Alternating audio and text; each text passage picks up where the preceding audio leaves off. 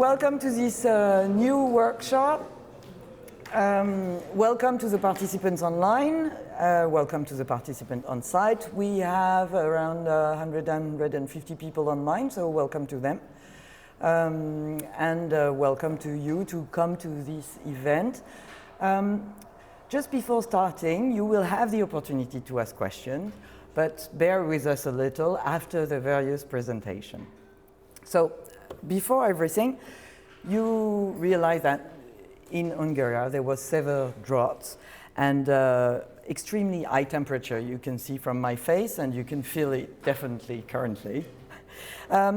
This led to dry rivers, dry lakes, and this impacted negatively, extremely worldly, the economy and the overall ecosystem in Hungary. Based on this is why we decided, together with the Ministry of Foreign Affairs and Trade and with our partner Eurizi, us as USPA, to organize this workshop today. So this workshop today, you will have the opportunity to ask questions. The idea is to be able to have a platform where you will have as many applications as possible, but also the opportunity to learn about what we're doing from EU space perspective and the opportunities in terms of funding that we're going to have. So without further ado, let me introduce Madam Commissioner. She's in charge of space research for the Ministry of Foreign Affairs and Trade. Madam Commissioner.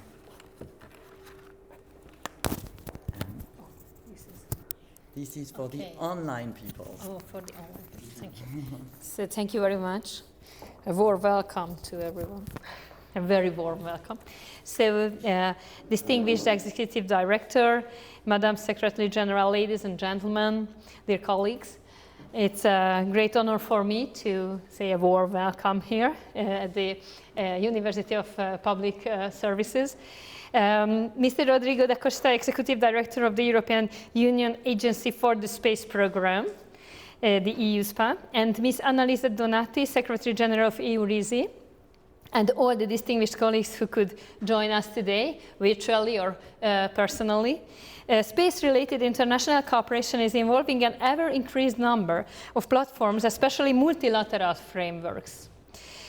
Several organizations provide opportunity for discussions or offer joint programs, leaving the participants the choice to take advantage of them. At the Department of Space Policy and Space Activities of the Ministry of Foreign Affairs and Trade, we are busy both in the bilateral and multilateral fields. Concerning multilateral cooperation in space, our engagements are conducted primarily within the United Nations, the European Space Agency, European Union, and NATO. Naturally, each organization has different focus and fields of expertise. As a member state, Hungary is actively promoting the joint space-related programs of the European Union, and we take part in them actively, or at least we try. We also support strengthening the cooperation between the European Union and the European Space Agency, as we talked about this earlier with the director. Today's presentations cover very investigative topics, including Galileo and GovSatcom, among many others. Satellite-based systems are playing an essential but often invisible role in our everyday lives, and that all of EU citizens. Each and every state is responsible for their citizens' security and well-being. Satellite-based systems contribute to this objective by providing telecommunication, navigation, and Earth observation, just to mention a few of a lot. Climate change, as we now very well can feel on our skin, is increasingly impacting our lives. Its multiplicative effects through changing and extreme weather patterns leave damage and destruction behind. Disaster risk management, prevention, and consequence management clearly require trans-border international efforts. Today's conference will present how space-based satellite systems can contribute to these objectives. I would like to take this opportunity and say a couple of words how the Ministry of Foreign Affairs and Trade contributes to the Hungarian space activities and cooperation with the European Union. So, as many of you I think, really know, the Hungarian government adopted a national space strategy 2 years ago in 2021. The strategy sets the vision of Hungary to become a relevant player in space, deeply embedded in international cooperation. For such a country like Hungary, the international cooperation is the key. So we cannot stand on our own completely in the space sector. The strategy defines 3 mutually supportive strategic objectives, utilizing the space sector to stimulate innovation and contribute to the sustainable growth of the national economy, strengthening Hungary's international role, broadening its network and creating framework and further opportunities for cooperation, the creation of essential and conducive social and economic conditions to enhance the development of the space sector. The EU space activities contribute significantly to Europe's security. I think a lot of these names are well known in this audience: the EGNOS, the Galileo, the Copernicus, the Sentinel satellites, the SSA, Space Situational Awareness, the STM, Space Traffic Management, GovSatcom, Secure Connectivity, and so on. It is also establishes the European Union as a global space power so that Europeans can benefit from the economic and social advantages of space. EU space exploration has become indispensable to the lives of Europeans thanks to the services and applications made possible by the EU. We are contributing via several nominees in the program's respective committees and also delegated several experts to the EU SPA formations, but a lot of open vacancies are still in the EU SPA, for example, so I would like to encourage all of you to look around on the website.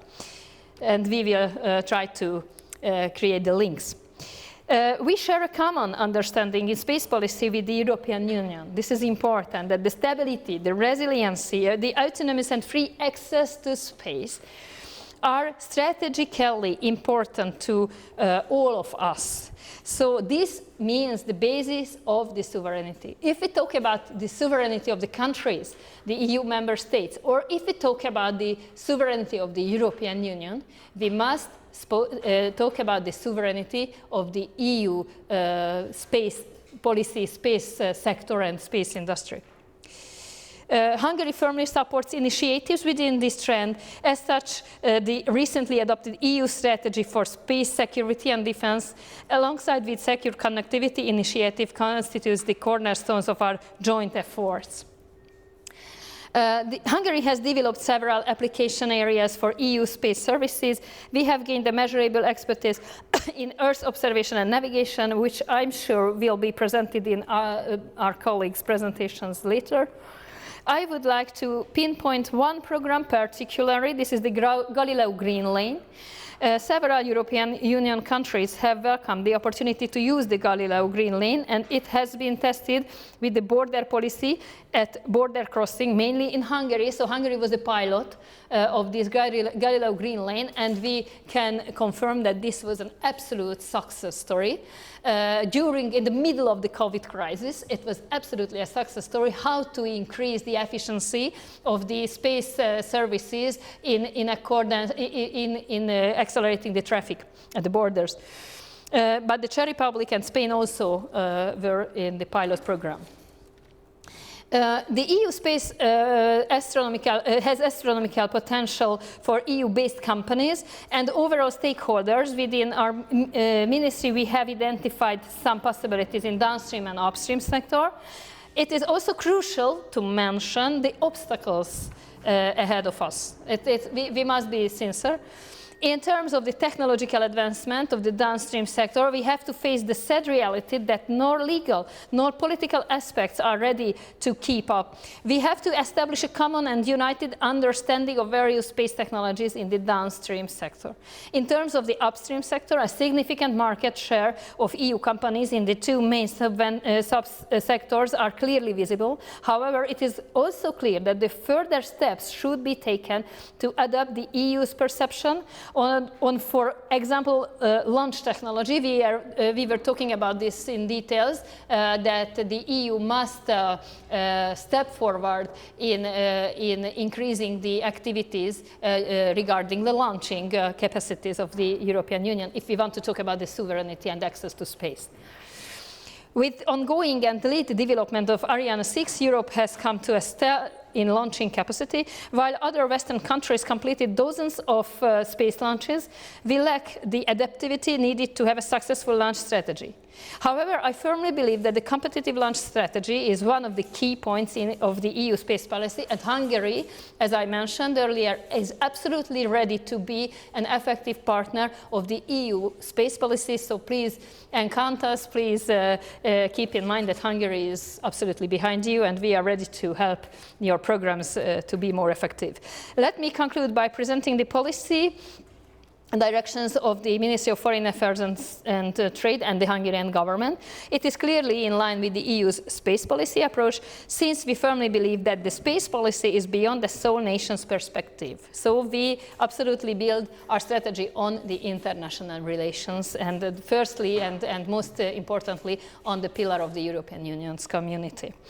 We advocate for a more efficient, secure and regionally balanced EU space program, and we are ready to provide substantial contribution through the Hungarian government and our delegates in the respective bodies, as well as through our EU presidency in late 2024, in which we are planning to organize at least 3 important high-level meetings regarding the space issues. So the presence of many experts, of colleagues of mine here, guarantees that we can look forward to having an active and inspiring workshop this afternoon. I wish all of you a very tough, provoking discussion. Thank you very much for your attention.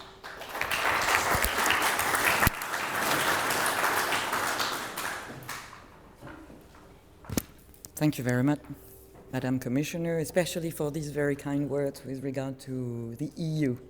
So now let me introduce the first Executive Director of the EU Agency for the Space Programme, EUSPA, Rodrigo da Costa. Yes. Thank you very much. Just me to put here this microphone for online. Can I change the slide? There it is. Christina should have. No. No. Yes. Thank you very much. So also from my side, well, good afternoon, Madam Commissioner, Madam Secretary General, dear participants both here on site, but also those of you connected. Welcome to our workshop, a workshop that we are doing together with Unity, together with Hungary, dedicated to disaster management and how space can contribute in many aspects of disaster management. Maybe before we focus specifically in that area, let me give you a brief introduction of what the European Union is doing in space. How are we working together? We were working together with our member states, with our different stakeholders in a variety of domains, and then I will tell you one or the other concrete examples, maybe also saying, picking up on what Orsoya just mentioned before me. Before I tell you what our agency EUSPA is about, I will try to frame what is the EU Space Programme. So, you know, the European Union has been active in space since a long time. Europe has been active in space since an even longer time. Member states have been active in space, alone, in different types of collaboration. For example, international collaboration, like the one that is done through the European Space Agency, bilateral collaboration, and since about 20 years, also in the frame of the European Union, activities in space started. It started with Earth observation, it started with navigation, programs like Galileo, Copernicus. They were born somewhere there around end of the 90s, beginning of the 2000s. The activities have developed, the programs have materialized, and since 2 years they have been brought under a same umbrella, same programmatic umbrella, the so-called EU Space Programme. So there you find things that you certainly, many of you will know well, things like the global navigation satellite system, Galileo, today with more than 3 billion users worldwide, EGNOS, the regional system mostly dedicated for aviation, Earth observation from Copernicus, and also some other things, maybe less well known but equally important, such as GovSatcom for governmental secured communications, space situational awareness, space surveillance and tracking, space traffic management, and other areas, research and innovation, entrepreneurship, etc., etc. And since very recently, actually since March this year, there is a newcomer to the EU Space program, or to the EU Space domain, to be more correct, which is the new constellation, our constellation for resilience, interconnectivity and security by satellite, the so-called IRIS². This has just been decided. We are now in the phase of building it up, working with the Commission and with ESA on this. For us as an agency, of course, we work for the EU Space program, so on the activities I've just mentioned before. We work very much in partnership with the European Commission, also strong partnership with the European Space Agency, with member states, industry, academia, to deliver our mission. A mission that is related to exploitation, security, and market. And I will focus in this second element a bit more in the end of my presentation. Exploitation for us is about providing services. So it's about operating satellites. We are a satellite operator, if you want. We operate Galileo. We operate the EGNOS system as well. So we provide 24/7 services for the duration of life of these systems. But we do more than that. Now we are preparing GovSatcom and IRIS², where also most likely we will have a service provision operation related role. And we are, since the 1st of July 2023, also the front desk of space surveillance and tracking. So as you can see on this angle, an agency that is very much directed to providing services to users. Of course, we want to provide services that are secure. Security is crucial. Galileo is very successful, Copernicus is very successful, and the more successful we are, the more we are target of cyber attacks, of physical attacks, so we want to make sure that our systems are secure. So we work very intensively in the cyber protection and physical protection of our systems. But in addition to that, and it was mentioned already before, space has a very important contribution in security-related aspects. So security-related missions, be it of civil or military nature, may and are already benefiting today a lot from space. So we want to provide and we are providing governmental services, services for governmental users, for security users, based on the EU Space program. The most prominent of those is the Galileo encrypted signal, what we call the public regulated service of Galileo, but certainly others are in preparation. And last but not least, in terms of our pillar, everything that is related to the market development and fostering of applications. We do this in many different domains. We do this in agriculture, we do this in forestry, road, rail, maritime, aircraft, transport, banking and insurance and banking, and finance, etc., etc. So really very diverse areas. Today we have a focus on one particular domain for our workshop, which is about the disaster management domain and all the ecosystem of disaster management actors, from civil protections to fire brigades, NGOs, etc., everyone that is involved in this domain, and how they can use space in order to be more efficient and more able of delivering their mission.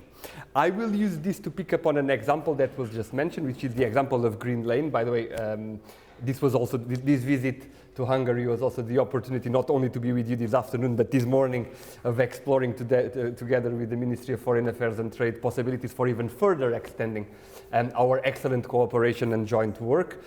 We were very thankful for Hungary for being one of the first countries in Europe back in the beginning of 2020 to help us in the beginning to test Green Lane. Some of you may still remember beginning of 2020, COVID coming up. Many European countries closing their borders. So border closings, of course, traffic of people being limited. On the other hand, we all needed that the good traffic maintains, that goods, food, but also, for example, medicines, etc., continue flowing through the borders. How are we going to help on that? After a little brainstorm internally, we said, okay, maybe we can help truck drivers and border protection units, agencies, police forces to better manage the traffic on the borders, allowing goods to flow despite the restriction on the flow of people. We were very happy that Hungary was on the first volunteers to put this pilot in practice. This was excellent. It really provided added value. We collected then, of course, feedback from border protection entities and border management entities from the pilot countries, and the feedback from the police officers in the field was very, very positive. By the way, curiosity, it was so positive that then in January or in December 2020, January 2021, we used it again to manage and to help border protection manage the border between France and the UK. For those of you that remember, that was the time of the Brexit and the huge truck lines in Calais and in all the harbors. So there was a big chaos, and space technology helped the management of the traffic. And by the way, we are right now, and we have been since a while, working with the Commission Direction General of Transport, DG Move, to deploy a similar application to trains, and in particular to monitor and manage the export and traffic of grain that is coming from Ukraine to Europe for, of course, the further export and distribution of food. So as you can see, everything is related, and is related then on the element of space. Now, all these, of course, comes with funding opportunities. If you have companies active in this area and you are looking for financing opportunities, we have them, so consult with us. We have financing opportunities for startups and entrepreneurs. We call this Cassini. Prizes, access to finance, different ways. Established companies, large companies, small companies that want to develop applications can work with us on Horizon Europe. And of course then some other dedicated programs and dedicated activities. For us, what is really important is we are targeting business making, so we want to help companies make business. This is a very, very important point. Of course, downstream that uses space and that uses EU space. So for us, this is crucial. We do this in relation to the priorities of Europe. Certainly things, and we will discuss today, as Green Deal, digital and resilience are important when it comes to disaster management and many other things of our daily life. Of course, the strategic autonomy and the non-dependence of Europe in space is crucial, and it's also crucial for all the actions of our civil protections, police forces that are involved in disaster management situations. And this can be quite broad. I mean, crisis management, disaster management can happen in a number of domains. Few examples coming from here. For example, the search and rescue of Galileo, where we are using Galileo signals to locate first people at sea, but more and more also, and we are bringing these into isolated areas, mountain areas, including a return link capability. The Copernicus Emergency Service, unfortunately more and more activated, I have to say it this way, because this is typically what civil protections activate when they need space data in order to manage floods, in order to manage wildfires, so providing on-demand mapping, on-demand analysis, monitoring tools, and of course also disaster management in space. And of course here space situational awareness, space traffic management is crucial to make sure that our systems remain protected. With this I conclude, and it's a kind of an introduction for what will come after, but first back to Marie. Thank you.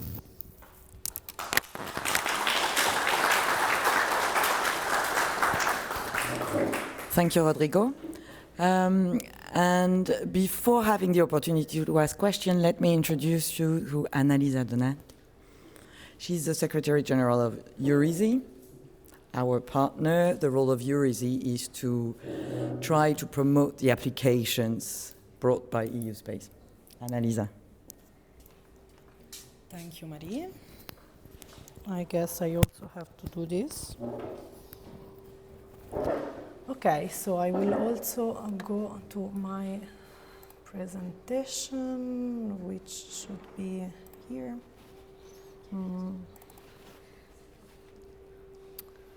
Just 1 second. Here we go. So, well, first of all, thank you very much, Madam Commissioner, and thank you very much, Rodrigo, USPA, and all the audience here for participating with us, regardless the heat wave we are all experiencing. So, thank you very much, everybody. I'm really glad to be here today.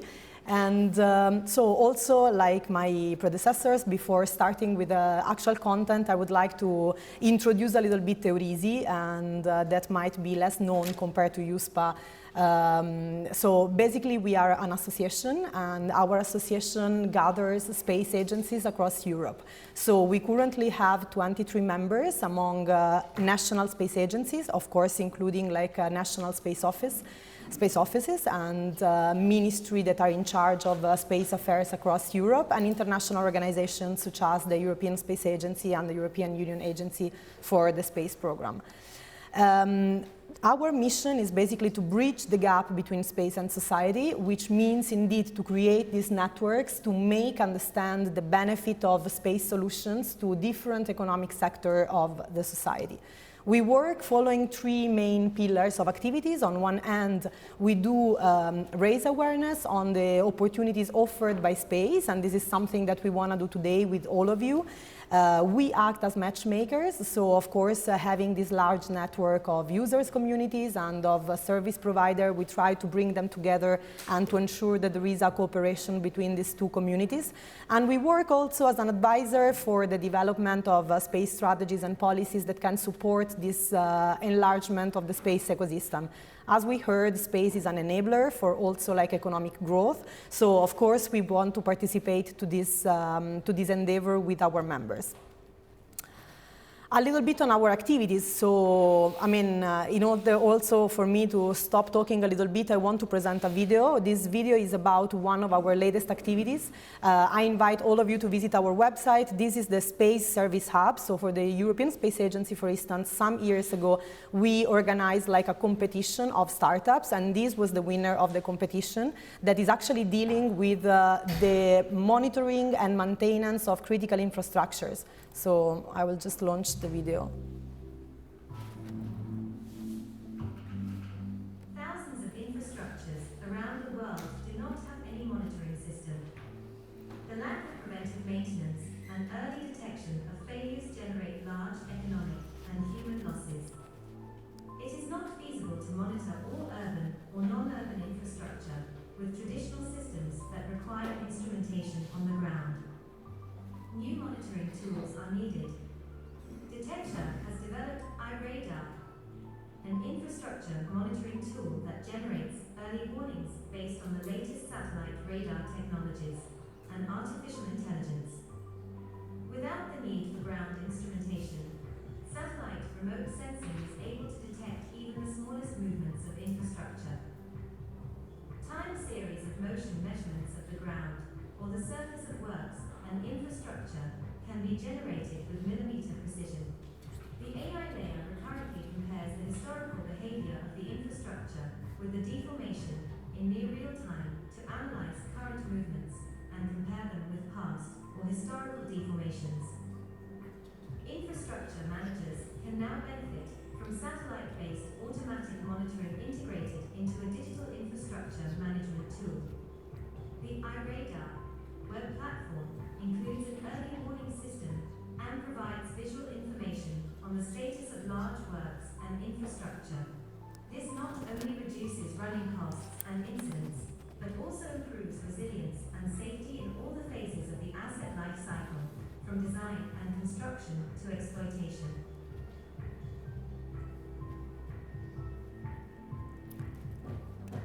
So this is just, again, one of the many examples that we have in our website and that I invite you to visit. This is a 3D platform where you can actually go and check different areas. You have like a smart city, you have a coastal area, and you have a rural area where you can see what space can bring to those communities. Sorry.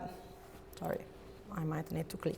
Yes, but also why are we here discussing about disaster risk management? So I wanted to provide you also an overview of the economic and losses that we are experiencing through due to the exacerbation of these extreme weather events. So basically, as you can see here, there's a timeline and there's 2 decades that are put in comparison. You can see that the number of events has more than tripled in certain cases. Of course, right now we have better tools to basically monitor these kind of events, and the reporting plays a role in all of this. But certainly, I mean, given to the climate change and many different factors, this number of events increased over time. And you can see also how much in terms of economic losses this has increased over time as well. And this is why we need to be more effective. We need to prevent as well instead of only recovering from such a disastrous events. And those numbers are from the United Nations, so this is well recognized. And what do we want to do here today? We want to showcase that actually satellite-enabled solutions, they cannot play a role only in the reconstruction or in the response phase, but there is also a major role to be played in the prevention and in the preparedness of all the operators that are going in the field. So here you have some of the examples of the kind of information that might be needed in each of the different phases, but I mean, you can immediately see that there's plenty of opportunities for this kind of activities in the different phases. I will not go in the details, of course, the presentation will be provided afterwards and you can read it yourself. And this is why we want to have more satellite application, and this is why we are here today to showcase what it's possible to do through this kind of data. We have already some international, let's say, tools. Some of them have been already mentioned by Rodrigo, Galileo and EGNOS, and which kind of services they provide. We also will discuss later about Copernicus and the specific emergency service that is in place, and of course the GovSatcom and what we'll do. On the international level, we have the UN Spider, for instance, UNOSAT, and the Charter on Major Disasters that is also playing a role. But this is at national level. Only, again, authorized users can actually have access to this kind of opportunities. But we want to showcase also something that is going on in Europe and what it's already available. So this is, for instance, something that has been tested and uptaken by the Greek Ministry of Environment, and it's called Fire Hub. The Fire Hub is a solution that is an early warning service and basically provides to the Ministry of Environment, but as well as to the local operators, information about the extension of the, let's say, burned areas, but also through drifting models and through Earth observation data coupled with meteorological data, where the wind is going, so where the, for instance, tower of smoke is going. Here you can see the challenge that they have. So they wanted to monitor larger scale portion of the territory. They want to be faster. And this is why, I mean, they turned into satellite-based solution. This is a GIS-based application that it's, again, basically uptaken, and it's really integrated within the workflow of the fire brigades in Greece. And which is the benefit? So it is basically the time and effectiveness of what this can provide to the operators. So they can know way easier where the fire is, they can know better where to locate the people, and of course this helps to prevent casualties. The second service that I want to present is about a different disaster. So it's about floods. As you may know, in 2021, in 3 different countries, the Netherlands, Belgium, and Germany, there was a huge flood area that's also unfortunately caused several casualties and several dead people. So the region of Wallonia in Belgium decided to integrate this specific solution within their own workflow. This is about land cover and land use, and this is supporting the monitoring of the risk, the areas under risk. So by knowing which areas might be under risk in case of flooding, they are able to actually support the prevention of this kind of events. They are able to actually support those areas before the dangerous event is happening, and this is why this is very important. There's also plenty of additional benefits of this solution, which is also, for instance, checking for the cadastre which is the use of a specific piece of land, which helps also in the declaration and which streamline a lot of different bureaucracy activities within the region itself. So it was started for one specific use. It's now used for many, many different things within the same region. And again, this is just to provide you with a couple of examples of how the different solutions can be used by actors that we don't even think they might benefit from this kind of solutions. Those are public actors, and this is what they do with the solution. But I want to also provide you a little bit of, on the economic side of a market perspective. So here it's the latest industry survey, which was done about Earth observation companies. And it's mostly showing the barriers to the uptake. So basically the reason why we are here, we want to make this known. And as you can see, the biggest obstacle, both for startups and established companies, is market acceptance. What does market acceptance means? It means that basically people are still quite skeptical on the integration of this kind of solution. They believe they're too technical, and they believe that this is not necessary for them. The second one is to find new customers. And this is tightly related with the previous one, which means that we need to support these companies to actually get in the market and make their services well known. And this is about you. So this is about the survey that we distributed within the Hungarian users, because we want to know from you what you need in terms of innovation within the sector, in terms of new services, and in terms of how to support to make a better and a more use of this kind of solutions.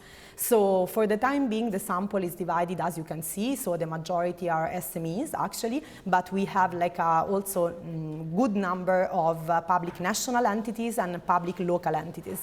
So of course, the vast majority of the people that participated in the survey, they are working in environmental protection, which is actually quite linked with what we're doing. And when we asked, like, what kind of data you would like to get more, it's about like high-resolution images and support for the purchase of a better equipment, including different cloud-based processing solution and labs and physical places where they can train staff. So another perspective is about the Copernicus Emergency Management Service, which is what we're talking also about today. And apparently there is some understanding and some knowledge within the people that participated in our survey, but still, as you can see here, they would require additional economic support, and apparently this is quite consistent answer throughout the whole survey. So here, really, like the equipment and the software and the new, let's say, more innovative support material, it's really needed in order to innovate within the sector. Of course, there's also like legal support as well as technical support, but apparently the support to purchase new services, new softwares and new equipment, it's key. Also, like the perceived benefit and challenges of the Hungarian entities that participate in this survey. So, of course, what everybody realized, and also this is in line with the participation because the vast majorities were SMEs, of course, thanks to the integration of satellite-based data, they can provide better services to their own customers. So there is an intermediate layer of Hungarian players that really can see a benefit in the final service that they are delivering to their customers. Of course, there's other benefits like saving time or saving resources, but this looks the most important one. When it comes to challenges, here as well, challenges looks pretty much technical challenges. So there is really it is felt the need to have better training, more training on the use of this kind of solution. So there is room for improvement, and I want also to share the QR code and invite everybody that is here in the room today and of course online as well to take the survey and to tell us more about your needs and the experience or the enjoyed benefits. I will conclude by saying that, of course, Eurisi holds the largest success stories database in Europe on the use of satellite-based solution. So this is an idea, provides an idea of indeed the current operational solution available on the market. So, I mean, I invite you all to visit it to get some ideas of what can be done through satellite services. So with this, I thank you very much, everybody, and here you have the QR code to participate to the survey. So of course, if you want to tell us more about your needs and challenges, please don't hesitate to do that through the survey. Thank you very much.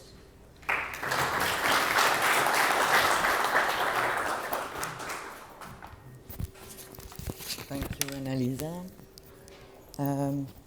So before we're moving to the next session, there is the opportunity to ask questions. So you have our 3 speakers. Please go ahead.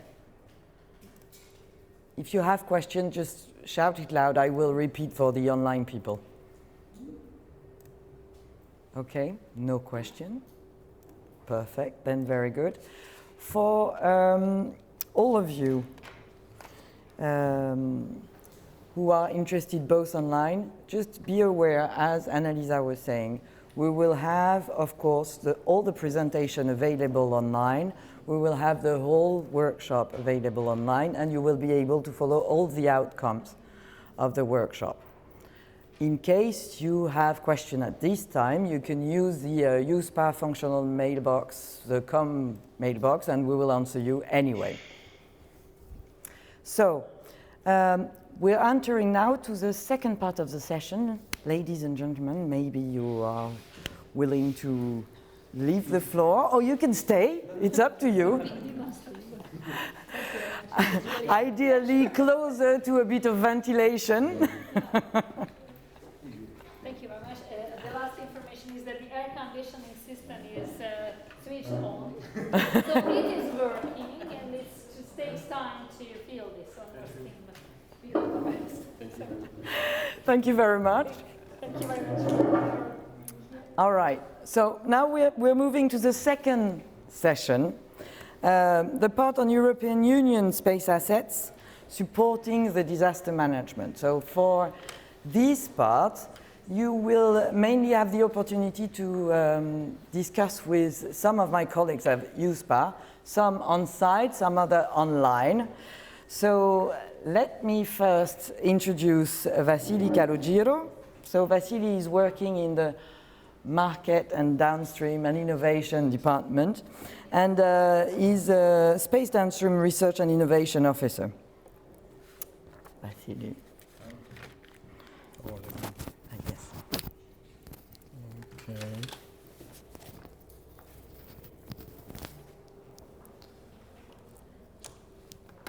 Okay, hello everyone. I hope also the ones online can hear me. Well, they can see me a little bit weird here.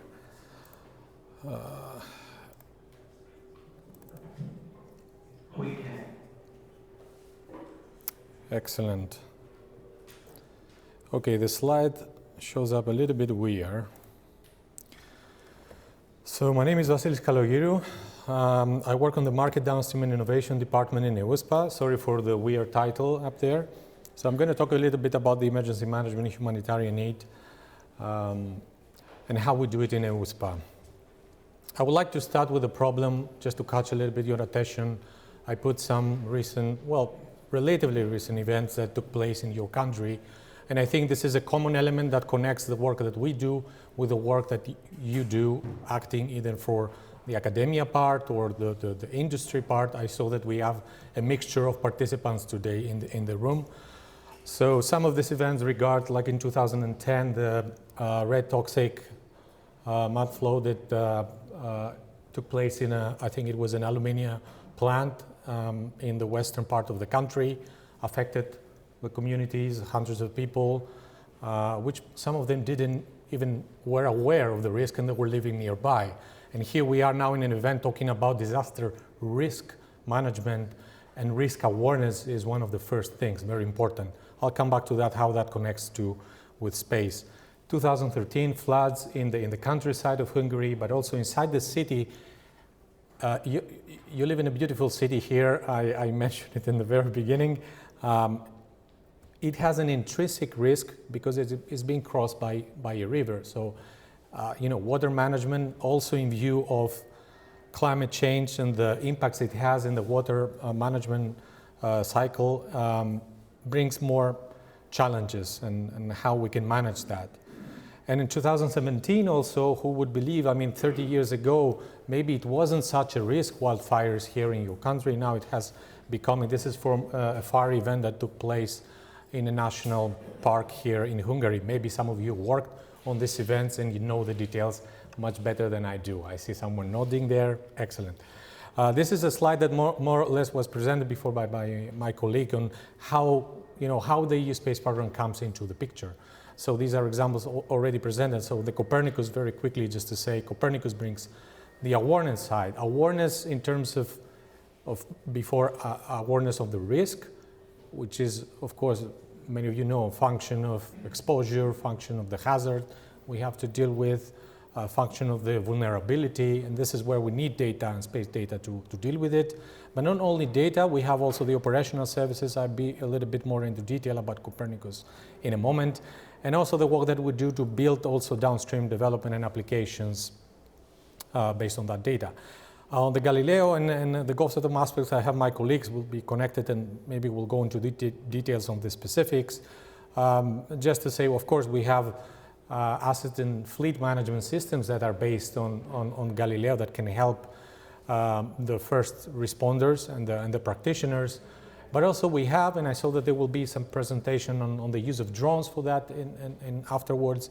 So there are drone enabling, let's say, applications on the field, enabling also crowdsourcing to take place. So we have geotagged images, but also receivers that we can place on the ground for monitoring geohazards like landslides, land deformations, and so on and so forth. And the Gulf of Cocomon, the last but not least, which brings connectivity. If you don't have connectivity, you don't have coordination. We had cases, I was speaking the other day with colleagues on Portuguese first responders. After a major wildfire event, they basically lost connectivity on the ground because the wildfire impacted the terrestrial network. And that had an impact, of course, on their operation. Some examples of how Copernicus deals with, I allow myself to use DRM for disaster risk management. I put together the work that different institutions are doing. We work with so-called entrusted entities of Copernicus who offer these services. The emergency management service, which offers, of course, the risk and recovery mapping portfolio, but also the rapid mapping portfolio. The colleagues in GRC are implementing it. And I saw that there are actually some activations also in Hungary, so some people are actually using it. Not much, we can do more to raise awareness, and this is what we advocate also as EUSPA. There is also the land monitoring service. I bring your attention to these products as well if you're not aware of it. We have the land cover, of course, which is a major, I would say, basic information to whatever you're doing relevant with land and with risk and disaster risk management. And also to the European Ground Motion Service, which is quite recent.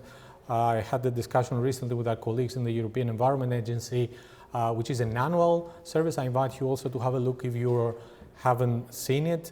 It's free for visualization. You can register to download the whole data set. It's a very good first source to understand ground motions at large in your country, and maybe you can build on top of it downstream applications. And the climate change service, which have climate data storages, allows you to have observations and forecasts of on the future situation in the country. So all this relevant with disaster risk management. Now, what we do in the emergency management and humanitarian aid market segment, this is for us one of the 17 market segments in which we act, we work.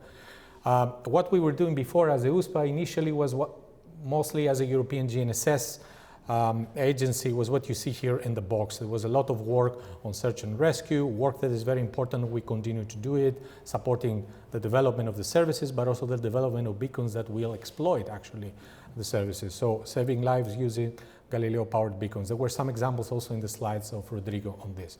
What we currently do, we expand in the whole emergency management life cycle. We don't only focus only on SAR, we focus also on prevention and mitigation, on preparedness, on response actions, and also recovery. How do you recover after the disaster? How do you prioritize your actions after, so that you make sure and mitigate future disasters? And of course, we also have the humanitarian aid, which is transversal to all of these. Some data on the market. Maybe some of you come from the industry, so you would like to see some data. Of course, the conclusion is the market is expanding. Of course, it's expanding because the underlying model says so. You might counter say. The important is that this happens also and it is justified for basically two reasons. First of all, we see many newcomers on the industry in the downstream, but also in the upstream. We have new companies coming with new kinds of data, thermal data, for example, or hyperspectral data. So new kind of resources and data that can feed new services and new downstream applications. This is one component. And the second is the need. We see increased need for disaster management applications. And what you see here, of course, I'm not going to stay. I will provide the presentation.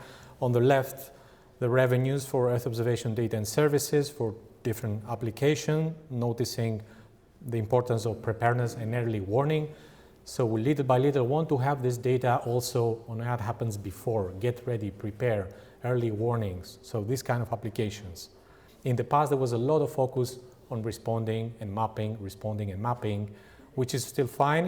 It enables us to manage better the events once they take place, but it's better also to be more prepared in advance and also use Earth observation and the data for awareness actions for local communities.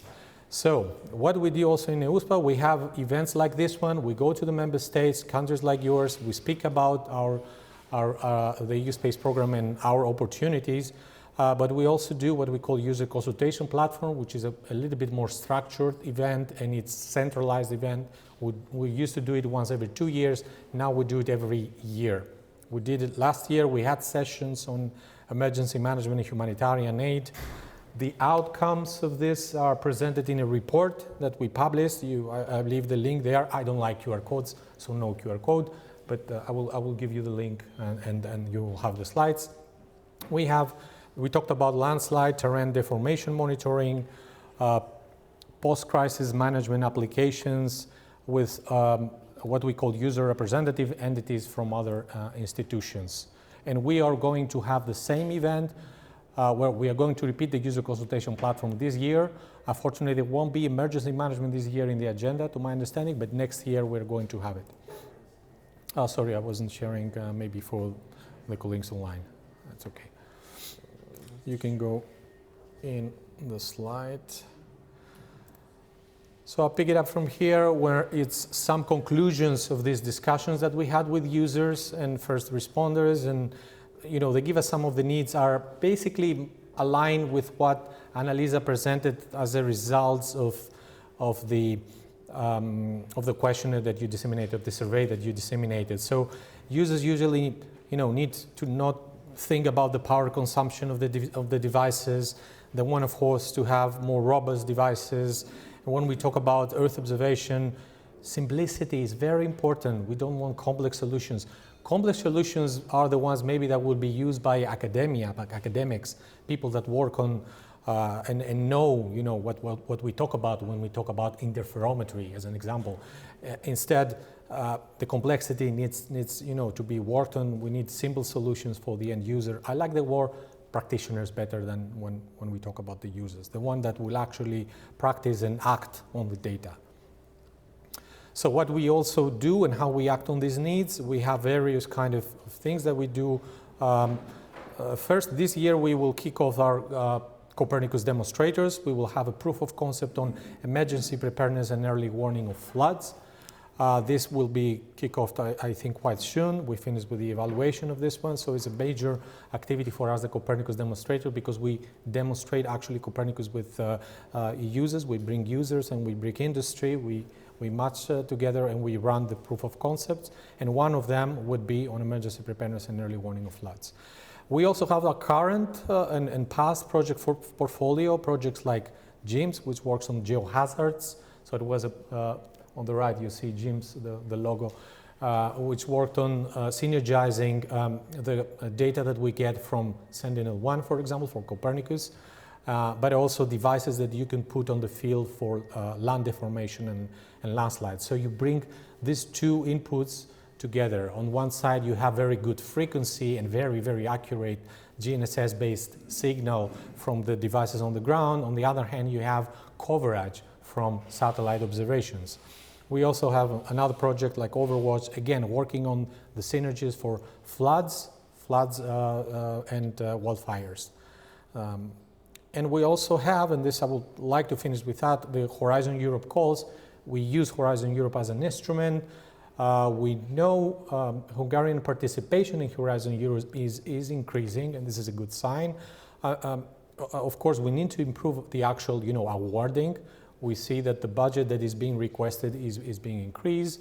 Hungarian entities also acting not only as partners but also as coordinators, which is very important for showing, leadership, let's say, in leading actually proposals. And what we are going to have this year in October is still not open. This is, I will finish with this opportunity on our Horizon Europe field. We will have the following topics that you see here. They might not be necessarily directly directed and connected to emergency management or disaster risk management, but they are very generic topics that can accommodate easily these kind of thematics. And I invite you to have a look on the work program and form consortia and apply. We will have also on GovSatcom, EU GovSatcom for Safer and More Secure EU. This is an innovation action. All in all, we put an investment of 34.5 million euros for this year. And this concludes my presentation. I hope I was on time, Marie. I don't know. Yes. Thank you. That's good. Maybe there is question. Okay. Do you have question for Vasily? No. Very good. Very clear. So you've seen that there is several opportunities, of course, ahead of us. And we hope that you will grab all of them. So let me now introduce you. So online, we should have my colleague, Javier de Blas. Javier, can you hear us? I can. Good afternoon, Marie. Can you see us? I can see you. Ah, me only. Well, that's not so interesting. Don't say that. So, I need. Can you show your presentation, please? So, in the meantime, let me introduce you to Javier de Blas. Javier de Blas, he's in charge of the new services of Galileo, the one which has been presented in January and declared in January, the high accuracy service. And where we can see there is already lots of use regarding these new services.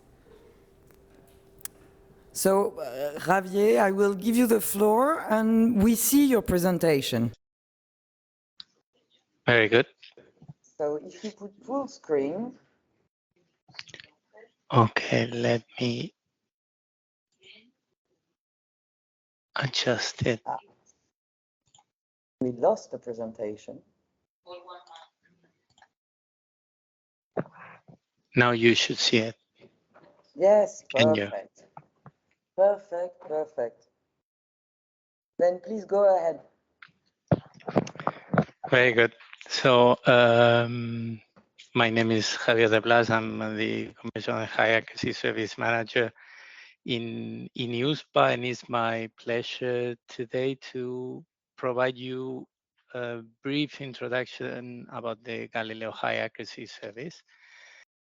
Basically, to go briefly over the scope of the service. What is the Galileo High Accuracy Service? What do we provide with this service? What are the components, the architecture, And in this sense, what are the Galileo has users, the target markets, and in a range of applications which can benefit from this service today, and beyond, providing a forward-looking view on what is to come after the recent high accuracy initial service declaration in terms of service evolution.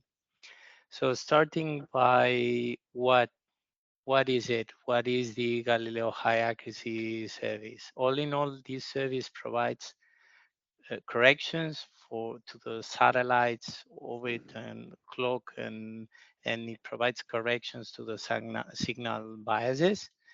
We broadcast these corrections via two different channels, via the Galileo signal in space through the Galileo constellation in the 6B signal component, and via internet.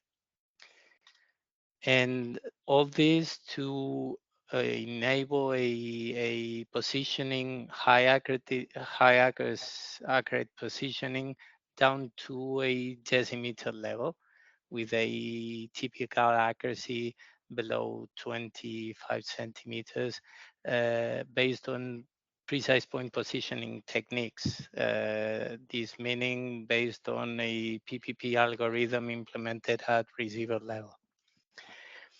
And all this being provided for free and in a global basis. This is worldwide.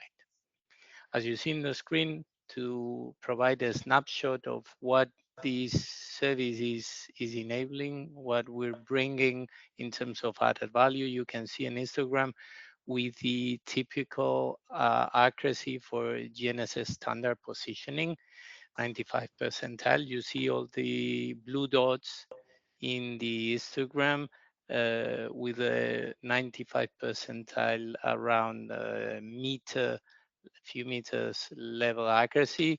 And you can see the green dots, which represent the positioning accuracy enabled by HAS down to decimeter level. So one order of magnitude higher in terms of accuracy.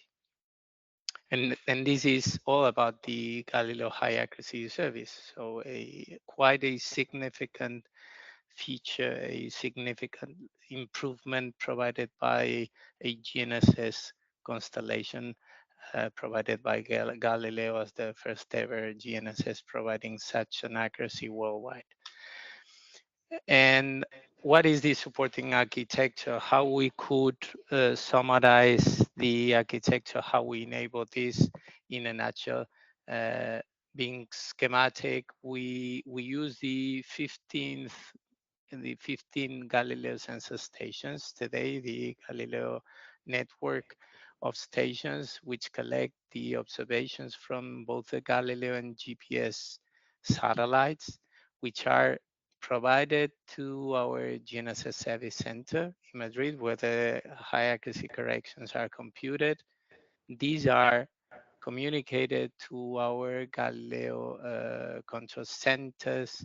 One of each is communicating these to our uplink stations to send the information to our satellites to be broadcasted. Meanwhile, these corrections are provided via internet as well. And beyond, as you see in the screen, obviously we take care about the operations, maintenance, accreditation, and related user interfaces. And in terms of infrastructure, we rely on our space segment. In terms of service area, what you see in the screen is the content of our service definition document, which I invite you to read, to access to via our GNSS Service Center website. In this map, you can see that, and let me highlight and clarify this Galileo high accuracy initial service is available worldwide, all across the globe, as the corrections are broadcast by the Galileo constellation and are distributed via internet, but our service definition document in terms of performance commitment does not provide a performance commitment for these areas highlighted in blue, which doesn't mean that the service is not available there, but the performance may diverge from the committed performances in this SDD.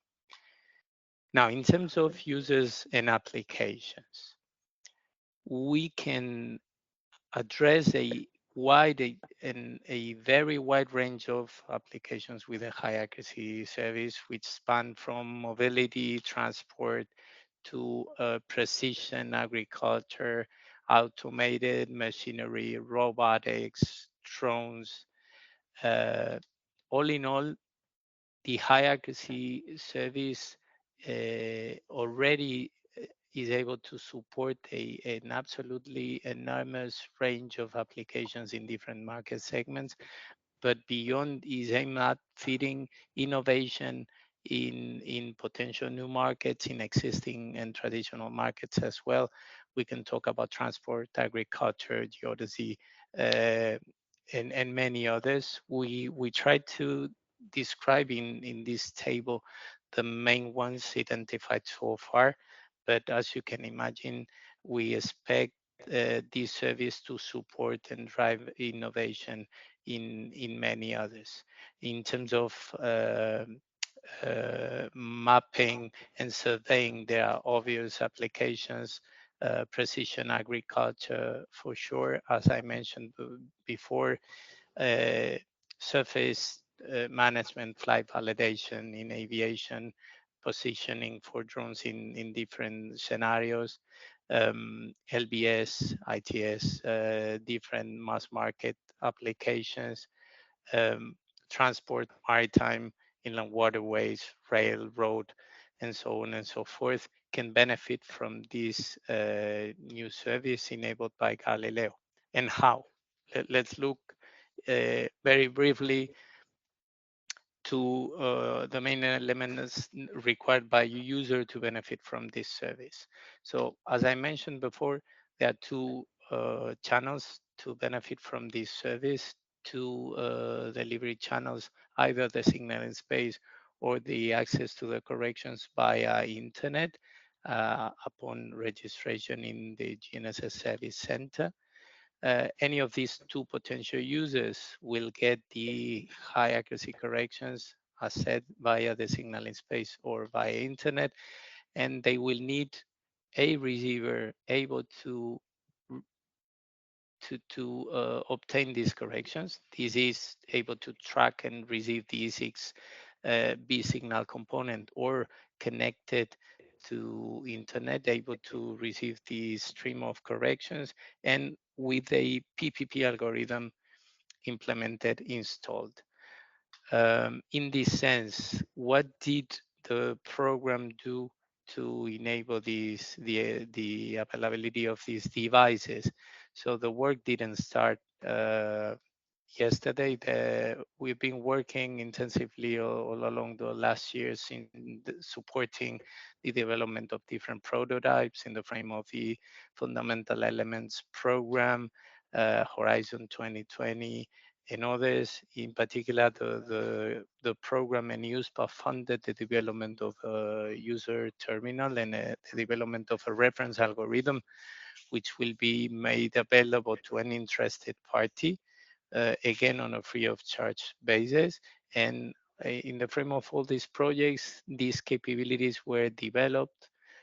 Furthermore, and intrinsically linked to the very principles we apply when developing new services, we involved the interested users and key stakeholders in the early testing of the high accuracy service before declaring the service all along 2021 and 2022, which again enabled the development of demonstrator prototypes by industry and key receiver developers and industrial parties. And finally, just to mention that first, there are already existing devices which can track and compute the E1, E5, E6 Galileo signal components. There are enabled receivers that can, of course, be connected to internet to process the corrections. But furthermore, we can proudly say that there are already has-enabled receivers in the market. So after the initial service declaration back in January this year, we have continued supporting, monitoring, and cooperating with the receiver manufacturers, and we confirmed the availability of a number of devices already in the market. And we confirmed the plans from many other receiver manufacturers to go for the implementation of HAS into their devices, as you see in the screen. Then we already declared the service is up and running, available, providing decimeter level typical accuracy. But is this it? It is not. This is the beginning, and we have a challenging roadmap ahead.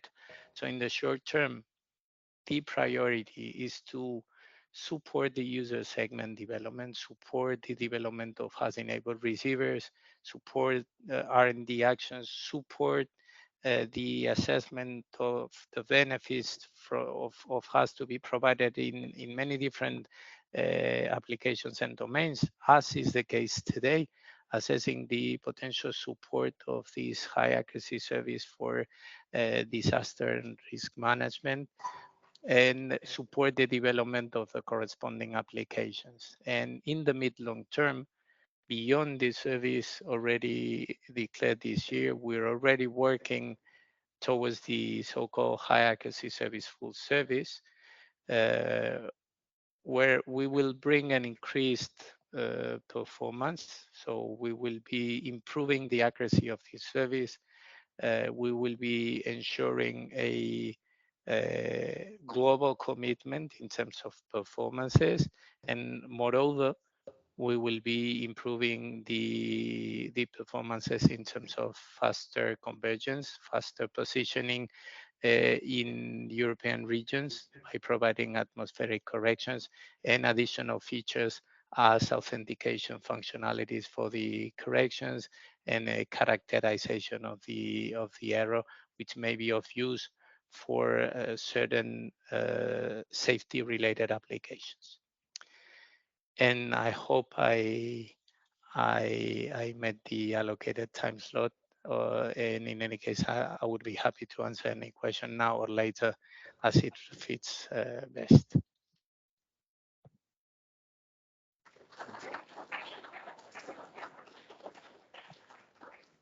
Thank you, Thank you.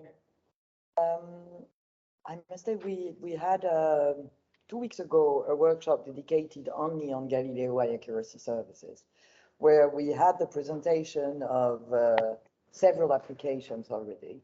And it was amazing to see that not only European, but we had even a presentation of Google, who was already using the Galileo high accuracy service.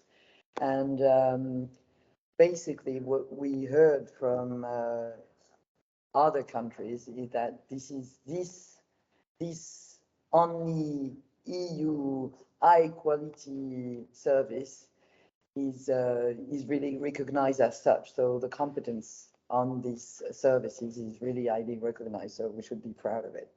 Anyway, do you have any question on this Galileo high accuracy service for Javier?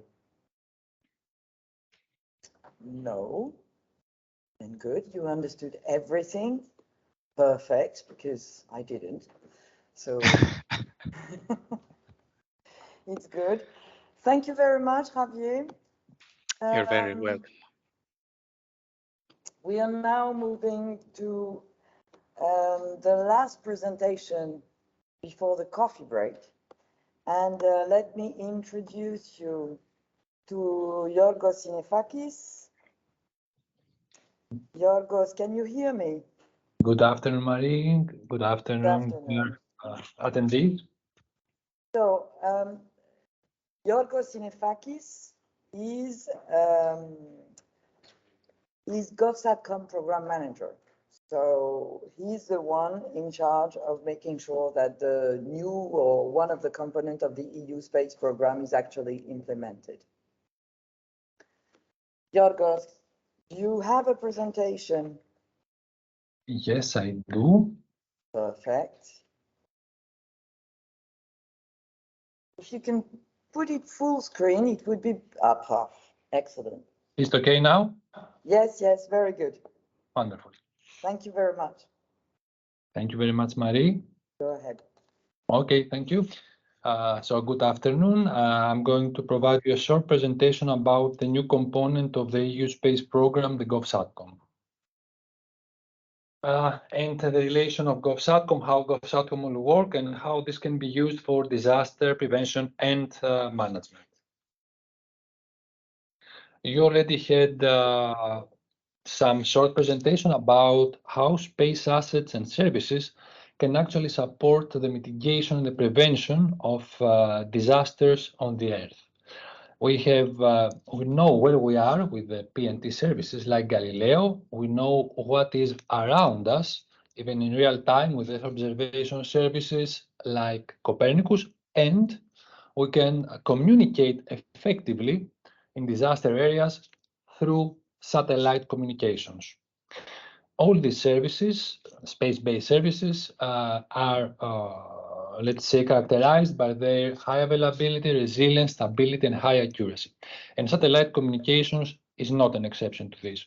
So why we should use satellite communication? Because they are available, especially in the areas of disaster when and where the terrestrial telecommunication network have collapsed, destroyed, or even they didn't exist from the first place.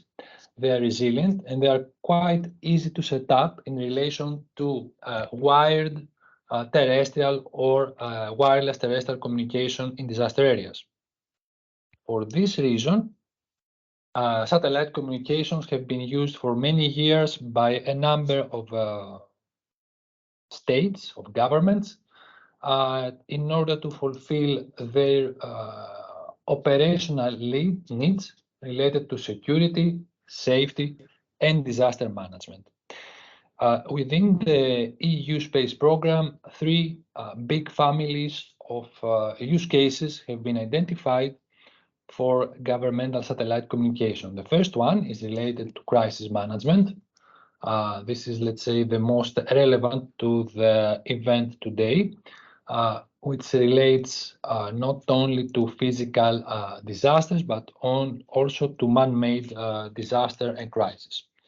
The second big family of surveillance is related, big family of use cases is related to surveillance, especially in remote areas like areas in the sea or up to in the mountains where there are no means to communicate through terrestrial telecommunications.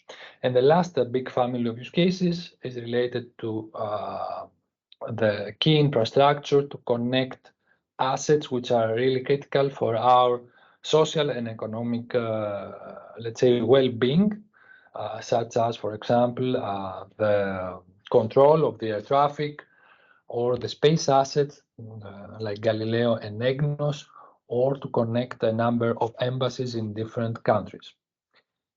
For this kind of use cases, a number of possible users have been identified. Actually, these users use satellite communications, like civil protection authorities, a military force of EU member states, border control authorities, police and homeland security forces, humanitarian aid, and other actors which really need and take advantage of satellite communications, especially if they are hardened for governmental purposes.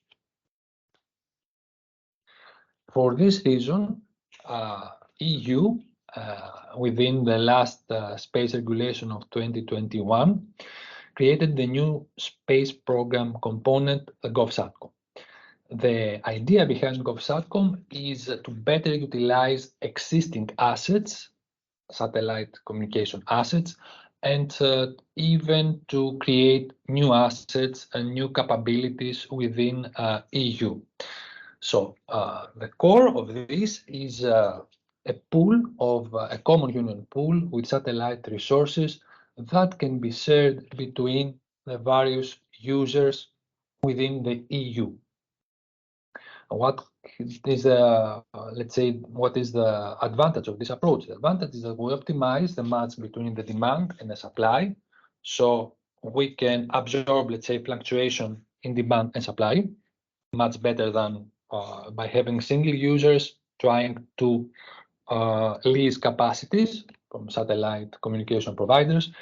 We also have additional security features, something very important for a number of use cases which are, let's say, sensitive. And this pool of SATCOM resources will be shared among the EU member states, the EU institution, based on a token system. So every stakeholder will have a share of these SATCOM capacities. The related legislative text has been published by the European Commission last May, so 2 months ago, and described this process in detail. So GovSatcom will be the entry point for the governmental users to share these SATCOM resources, which will be pooled, and also GovSatcom will be the entry point for the EU governmental users to use the satellite communication services of the upcoming EU constellation, IRIS Square. This is another initiative of the European Union to implement a low and medium Earth orbit satellite communication constellation. So for GovSatcom, 3 service categories have been foreseen for the users. The first service category, this is something that you will be able to request in the very near future, is a raw capacity service, which is capacity in megahertz in the transponder of a satellite. Not a specific satellite, depends on the satellite operator that you are sharing the resources. The second category is anchored capacity service, where you can have, again, capacity in megahertz, but also ground equipment like anchor station when a member state does not have such infrastructure already in place. And the last service category is the end-to-end service, where you can get some terminals and connect directly your users without any, let's say, burden from the side of the user. So these 3 service categories are also included in another one implementing act, which has been published last May, the GovSatcom Service Portfolio Implementing Act. So they are both, they are all of them official, as well as the mechanism for pooling and sharing these capacities to the users, to the member states, to the governmental SATCOM users. But how this will be achieved? In order to have this functionality for the pooling and sharing of the various SATCOM capacity and services, there's a key element which is named the GovSatcom hubs. Actually, there will be 2 of them. What are these hubs? They are the operational centers that link the governmental SATCOM users with the providers of SATCOM resources in a secure manner. This is very important. They are linked in a secure manner, so you don't have to bother if there is any leakage of information. No, there is nothing. You will be assured for this, and the Security Accreditation Board of EUSPA will also accredit the whole system. The GovSatcom hubs will combine the existing satellite capacities and services, meaning capacities and services from governmental and commercial satellite providers, and you will have the opportunity as users to use services which are not available on the market, but they are provided by other member states, which will pool their capacities within GovSatcom. And also you will be able to, of course, to use the new Iris Square services. It will be advanced and very low latency. This is, let's say, the latest trend, which is needed to support application which require real-time reaction. For this GovSatcom hub, the role of EUSPA is fundamental because EUSPA manages the procurement, and the tentative timeline for the deployment, the implementation of the GovSatcom hubs is that within 2023, the Commission has started the selection process for the deployment, for the selection of the sites for the deployment of the hubs, and by the end of 2024, we expect to have the first GovSatcom services to the users. But before doing this, EUSPA has done, of course, in close collaboration with many member states and EU institutions, a very big, let's say, manage a very big project, the Entrusted project, with more than 20 EU member states and institutions, with the aim to establish the collaboration and coordination among the Secure Satcom governmental users, the future, the upcoming GovSatcom users. So the main purpose of this project, which lasted for about 2.5 years, was to achieve common understanding on the needs and the requirements of the governmental users for secure satellite communication, to analyze the current and future secure Satcom user technologies, and to define a roadmap for research and innovation activities. Right now, Entrusted has, let's say, completed its work, and the latest deliverables have been submitted to the European Commission. So that concludes my presentation. Thank you for attending.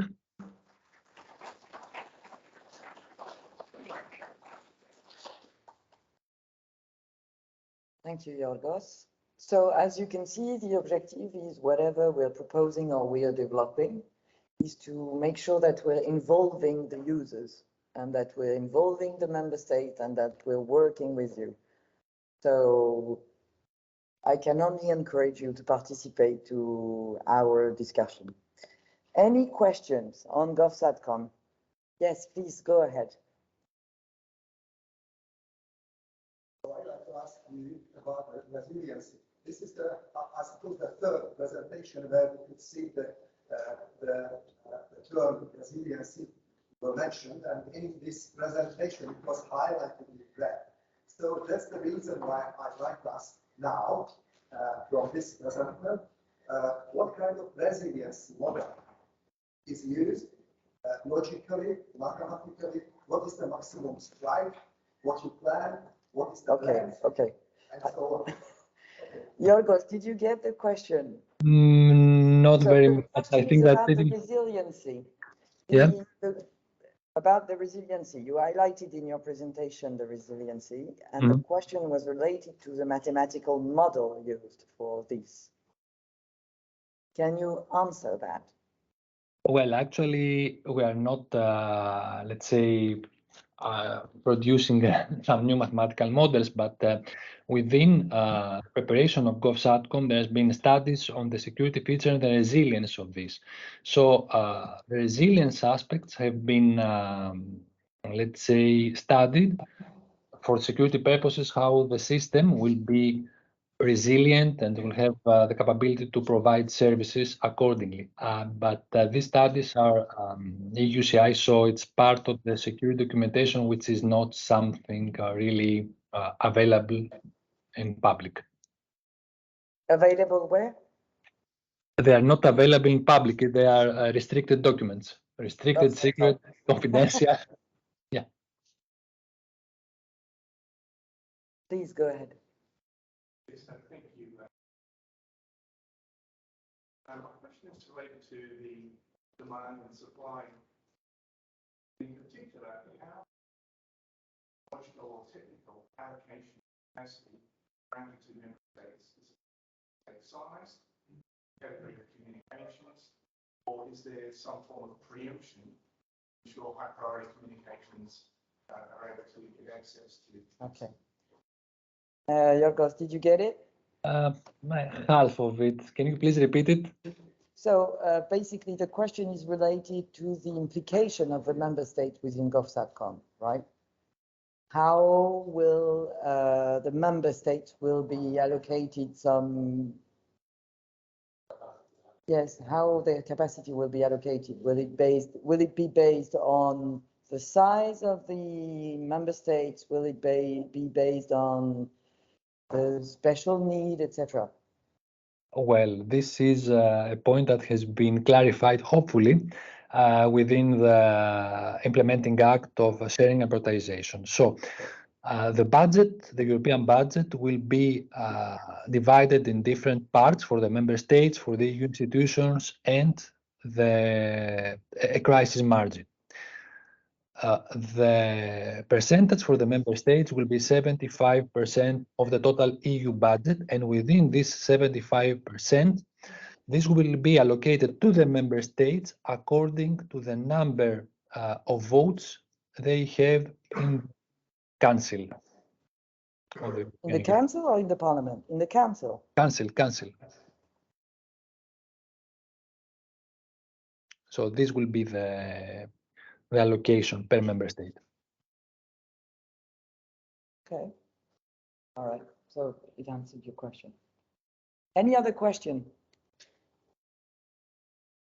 No. Then thank you very much. Yorgos, as usual, you have a question, you use our functional mailbox, it's going to be okay. We're going to break for 15 minutes and we'll come back at around 4. Thank you very much. See you soon. So I hope that everybody got some refreshments, some coffee, and you're ready for the second part of this workshop today. So now we will go a little bit more into Hungarian capabilities and what has been developed here inside. And with no further ado, I will introduce the first speaker, who is Judith Maria Mogor. I already start from the very beginning to, apologize for the way I'm pronouncing names. So Ms. Mogor has an extensive administrative, legal and teaching experience and has been involved in the domestic implementation of the EU and the UN ETUC regulations, conducted many research and published extensively on the official tasks of disaster management in the field of public protection and defense administration. Of course, including critical infrastructure protection and public preparedness and public information. So the floor is yours. Thank you. Thank you, Madam. Good afternoon, ladies and gentlemen, and thank you for your kind invitation. In this presentation, I would like to answer the question of how can the Hungarian disaster management utilize the services of the satellite. First, I would like to show you how on the,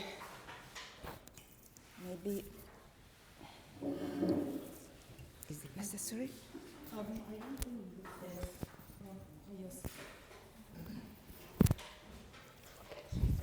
So first, I would like to show you how the Hungarian disaster management developed a monitoring and early warning system in two very special fields in order to reduce disaster risks. The Hungarian disaster risk management systems were based on the different rules and regulations that were established by the United Nations Sendai Framework for Disaster Risk Reduction, the NATO's Strengthened Resilience Commitment and the 2030 Agenda, along with the EU Civil Protection Mechanism and the titular Copernicus program. In 2012, Hungary established the professional organization of the Integrated Disaster Management Body. The National Directorate General for Disaster Management and its county with local level directorates became responsible for fire protection, along with civil protection and industrial safety. We have structured our system on the well-known three-phased operational model of prevention and preparedness, response and rescue, recovery and restoration. Under the EU Civil Protection Mechanism and the detailed national regulations, Hungary has finalized its national risk assessment report. Based on the risk identification, analysis, and assessment of these scenarios, the following took the primary spots: extreme weather conditions, flood and flash flood damages, along with a wide range of ground movements. We have participated in the Earth Observation Information Systems, so-called FIR project. As a result of this project, we have streamlined our prevention and preparedness system. Now, not only do we have the capability to protect and preserve the people and the environment of Hungary, but we can also prevent the losses of the future. The Hungarian Disaster Management has taken an active part in the Earth Observation Information Project, development in the Lechner Knowledge Center, by developing a stable satellite-based service. The two most prominent ones that we have created successfully are the fire protection module and the supervisory module of water facilities. Let us take a look at the fire protection module. As you can feel year by year, wildland fires are becoming a robust threat that cannot be left unchecked. Our module has provided the Hungarian disaster management with the necessary data cloud that highlights key locations which can be assessed on location in order for the colleagues to analyze these sites and to prepare the necessary countermeasures. This cloud data also allows us to further analyze the previous fire accounts and find common denominators which can empower our forces even future. These findings range from circumstantial spreading and the condition of vegetation to the analytics of ignition itself, burn marks, shapes, and sizes. As I have mentioned before, the other significant area developed was the water facility supervisory module. As a part of the FIR project, corner reflectors were constructed along 83 installations. An entire software was based upon the necessary technical data, and now it allows us to continuously observe these sites utilizing the satellite-based services. The main role is to monitor the movement of the most prominent critical infrastructure facilities, such as in barrages, reservoirs, floodgates, and water supply installation for power plants. Before we had access to this satellite-based service, the Hungarian disaster management needed to deploy specialized personnel to each site individually on land to examine the movement conditions of the facilities, but now we have access to a plentiful data bank that allowed our engineers to set up an early warning system that can predict possible movements and warn units automatically. This system effectively allows us to scan the data feed, and with a careful threshold limit, our colleagues can react to the alarm without delay. The systems are working, and for now, everything seems to be in order.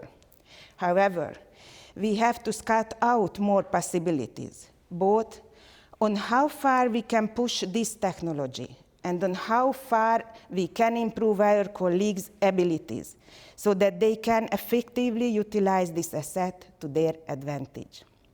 We need to learn and adapt to this new scientific method in order to implement it into practice and to make it as much of a basic tool as a fire extinguisher. I'm eager to learn the results of this conference in detail so that we can uncover more possibilities that come with satellite-based services for a resilient society and for a more effective disaster risk reduction system. Thank you very much for your attention.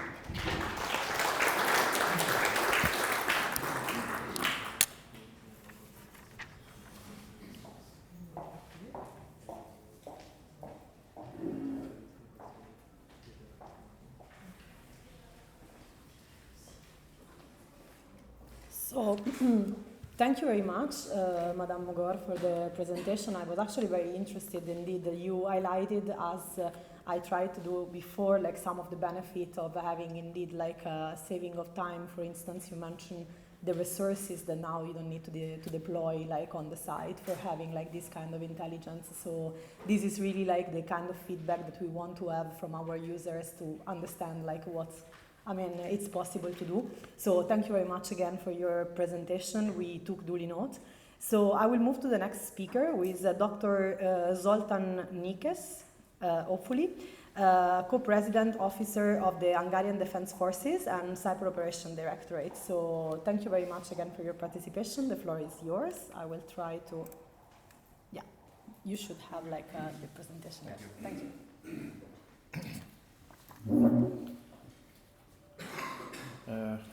Welcome everyone. I will perform instead of president of GTTS drone section, Georgina Victoria Ermin, because she is unfortunately sick, but she welcomes everyone. But firstly,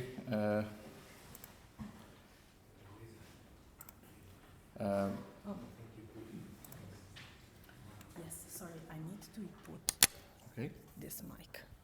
Maybe let's try yes here. Okay, thank you. Sorry. Yes. Thank you. So firstly, I showed videos.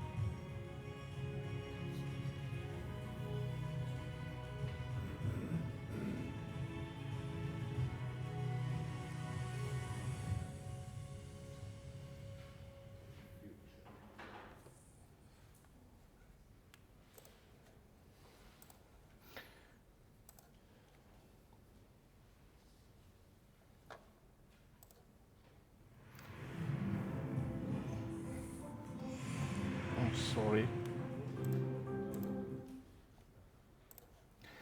So,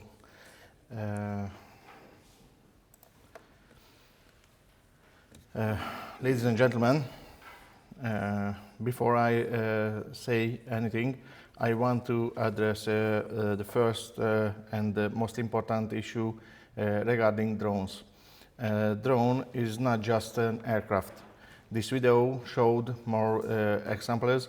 I think the drone does its job in the sky, on the ground, or even under the ground and water.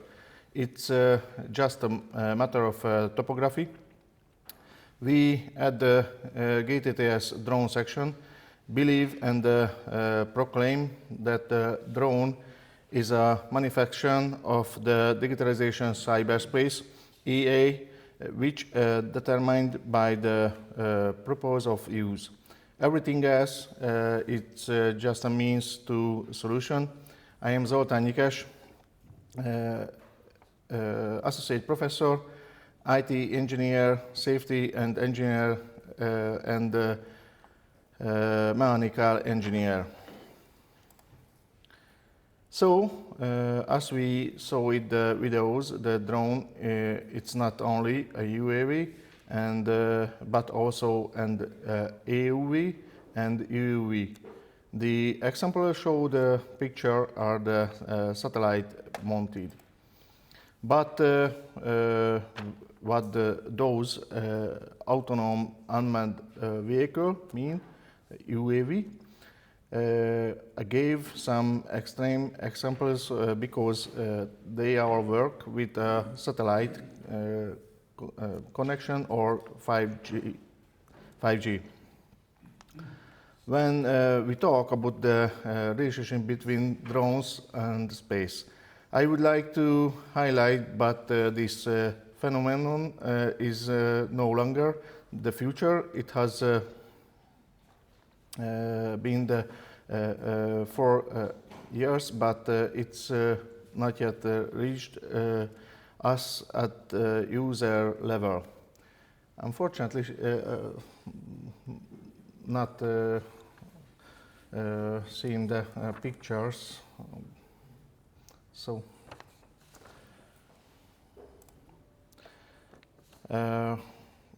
what if the drone use satellite technologies, and what if the satellite technologies uses the drone?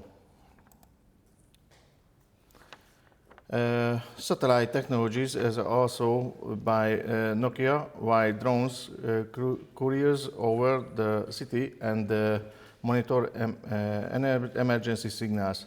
Nokia presented its drone in a box, DIAB solution.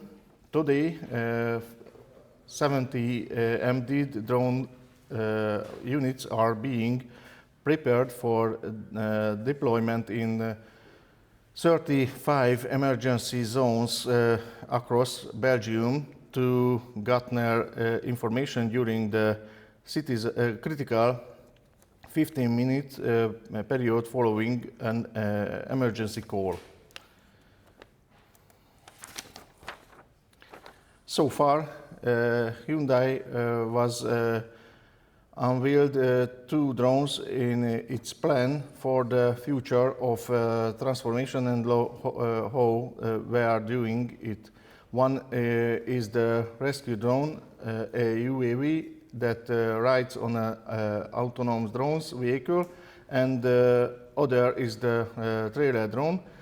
The firefighting drone can transport 1,000 liters of liquid, and by controlling its own drone, it communication via satellite or 5G on the ground and accompanied by the other drone above it, and they can enter the fire nest. These vehicles and devices present so far used satellite technology, the telecommunication sector. NASA's heartbeat sensing technology flat helped Turkey's equipment relief. The disaster relief search tools called Finder use microwave radar sensor to remote detect survivors under debris or in avalanches by remotely sending their heartbeat and breathing. Among the tools providing support from space in the Earth's surface mineral dust source investigation, EMIT instrument, which was delivered to the International Space Station and they mounted on the other structure of the output using the station's robotic arm. You can see a live search radar, YSR. Radar Life Locator is a newly created human life locator by being Top Sky Automatically Technologies Co. Ltd. It's use ultra wideband radar technology to improve the chances of recovery for living victims of earthquakes, avalanches, flash flood, earthquake, and buildings. mobile cell connection, 2 powerful earthquake with Turkey and Syria within 12 hours, killing thousands and demanding critical infrastructure. Traffic dropped by 94% after the second earthquake.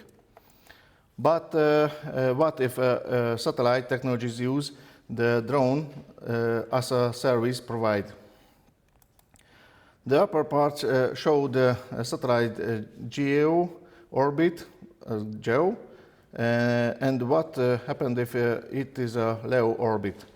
The drone takes up the bandwidth from the space and uses it for its own control, but it also transmission the internet from the satellites, converting it to 5G and broadcasts it over the city as a 5G cell. In other words, when the traffic in an area too dense, the user can gain and secure additional 5G with the help of drone.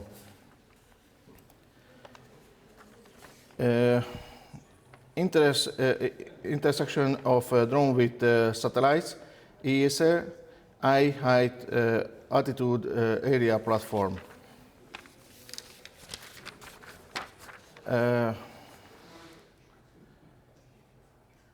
ESA concentrating expanding its activities to a new region of the sky through a new type of aircraft, the missing link between drones and satellites. High-altitude pseudo-satellites or HAPS are platforms that hover or fly and high-altitude like conversation aircraft, but operation more like satellite expert that instead of operation from space, that they can stay in place for weeks or even months at time, atmosphere ensuring continuing operation. The best operating altitude is about 20 kilometers above clouds and jets.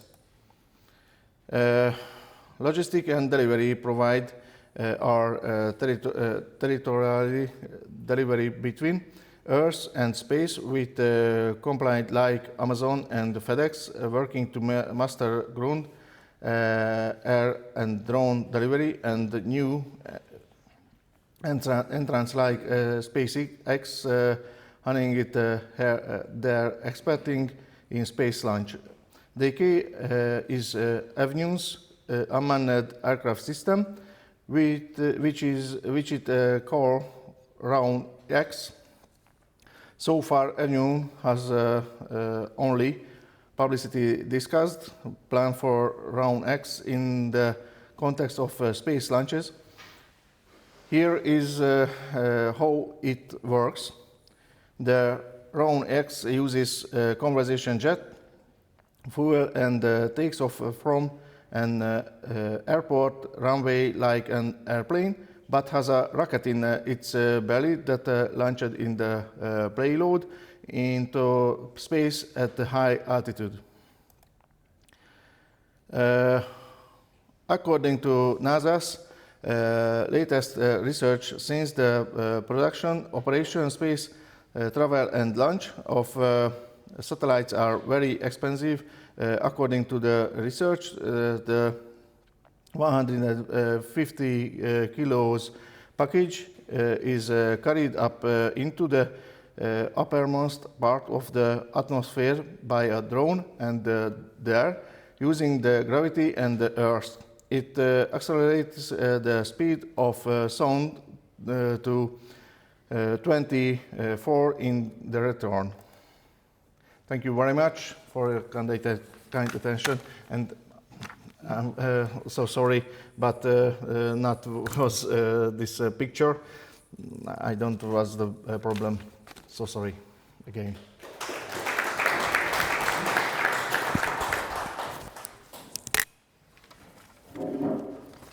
I apologize with you for the presentation. We will check the next one because indeed in the small version it's possible to see them, but I don't know either what happened. Anyways, so I guess we can move to the next speaker, who is Daniel Christophe from the Lechner Knowledge Center. And Daniel is the head of the Earth Observation Department and is also the member of the Hungarian delegation to the European Space Agency. So the floor is yours, please. Thank you. And I should put this one on. Right? Yes, please. Okay.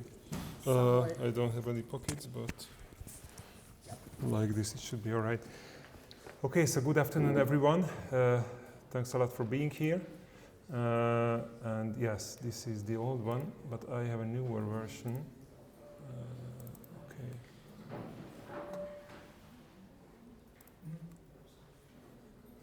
I hope we will see our pictures as well. Okay, so this presentation, I'm going to go through very quickly our activities related to disaster management.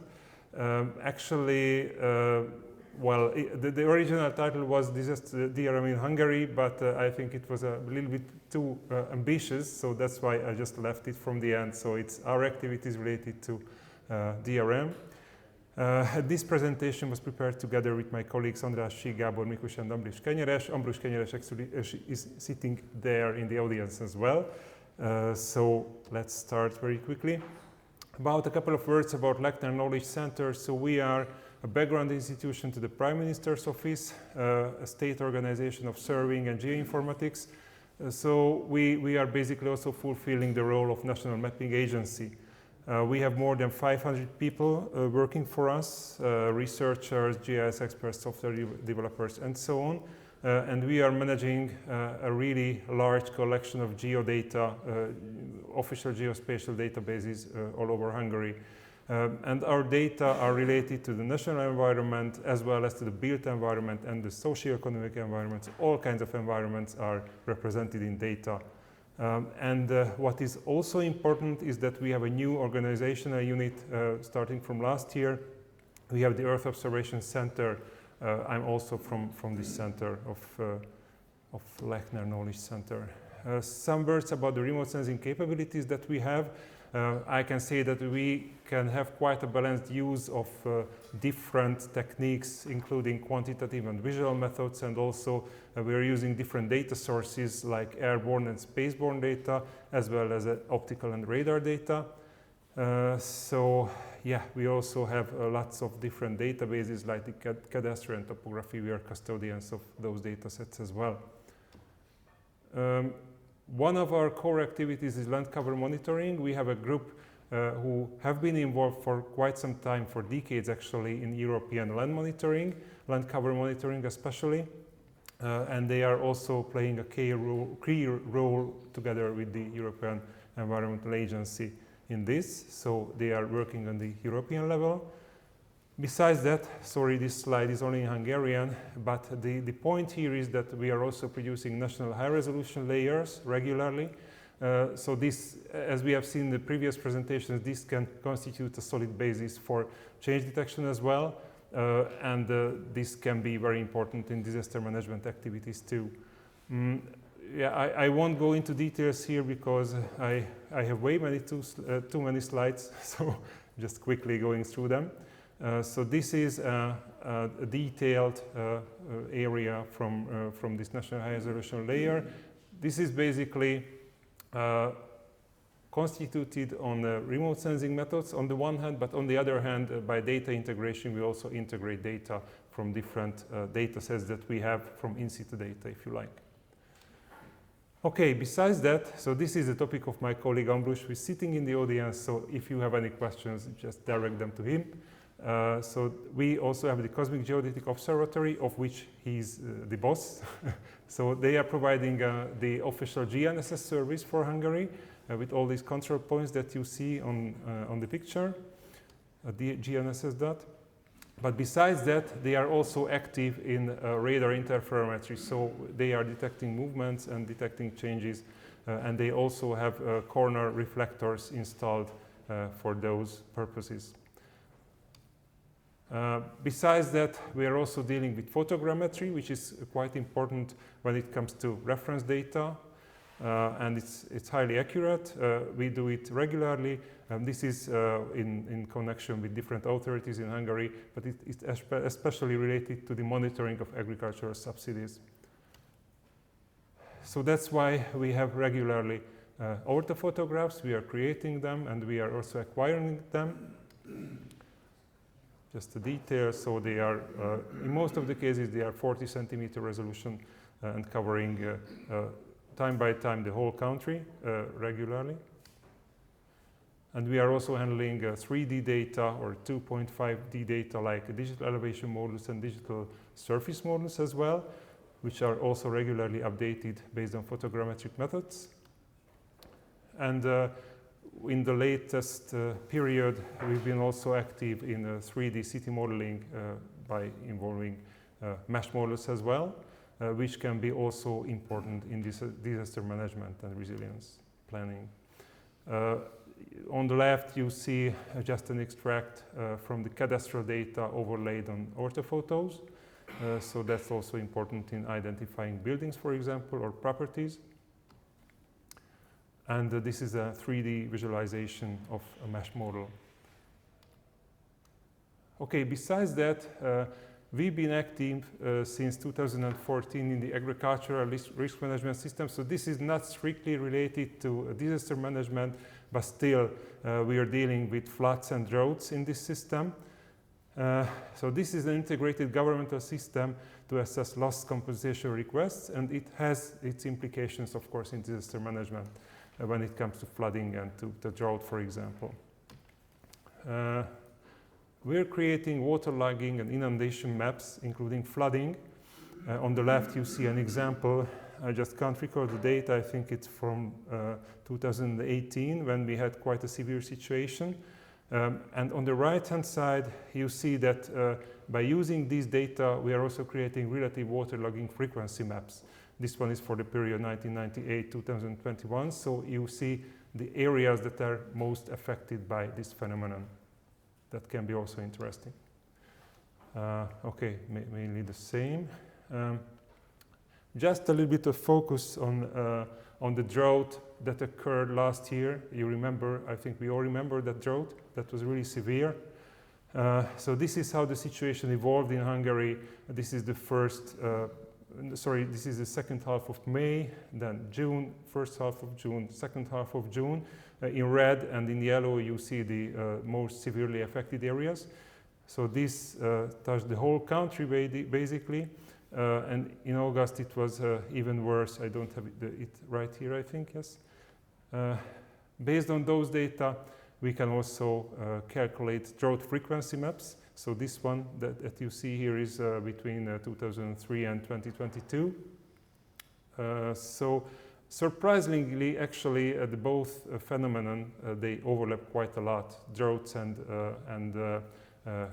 inundations or inland excess water. So this underlines the importance of water retention as much as possible.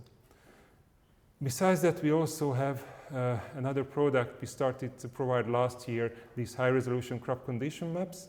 You see an example here in green. You see this is only for maize now, so it's crop and area specific. Here you see an example for maize crop near Karcag, a Hungarian town, at the beginning of July last year.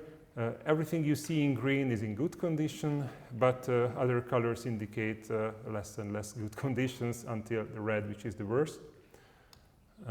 And we also made a small field campaign to validate those data, and so far it looks really great. It sticks to the reality as much as possible.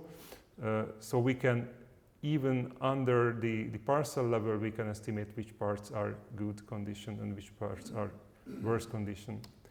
Okay, so thank you for Madame Mogor for mentioning the FEAR, the Earth Observation Information System, in which we work together.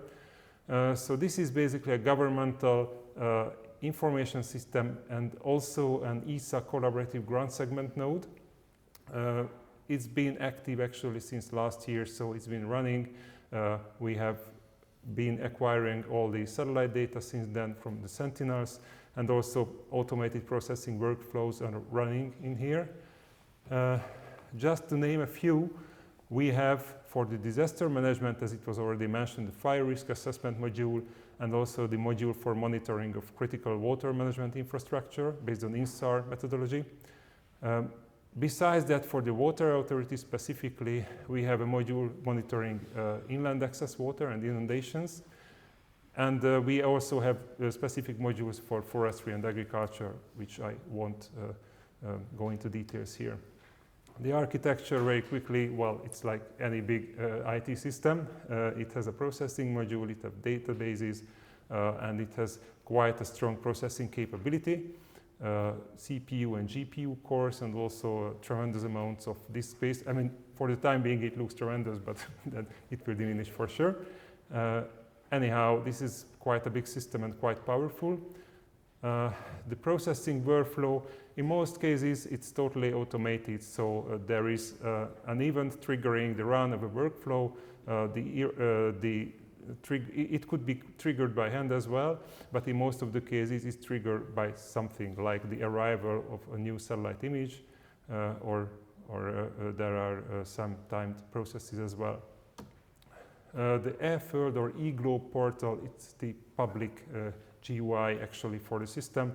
You can explore data, visualize data in different colored composites, and calculate indices, for example, spectral indices, and download the data. So this is how it works. You can even compare different time periods on satellite images and on indices. There are specific GUIs for the water management service.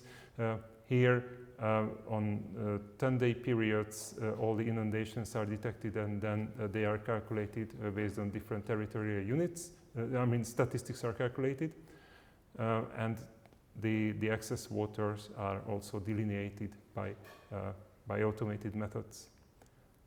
I think I won't go into details of these two modules, the fire risk assessment service and the monitoring of critical water infrastructure, because these were very nicely presented by Madame Mogor. So I think I will directly go to my last slide. Thank you very much for your attention.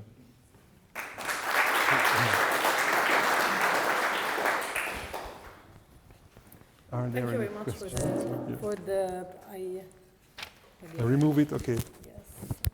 Thank you very much. Thank you. Okay.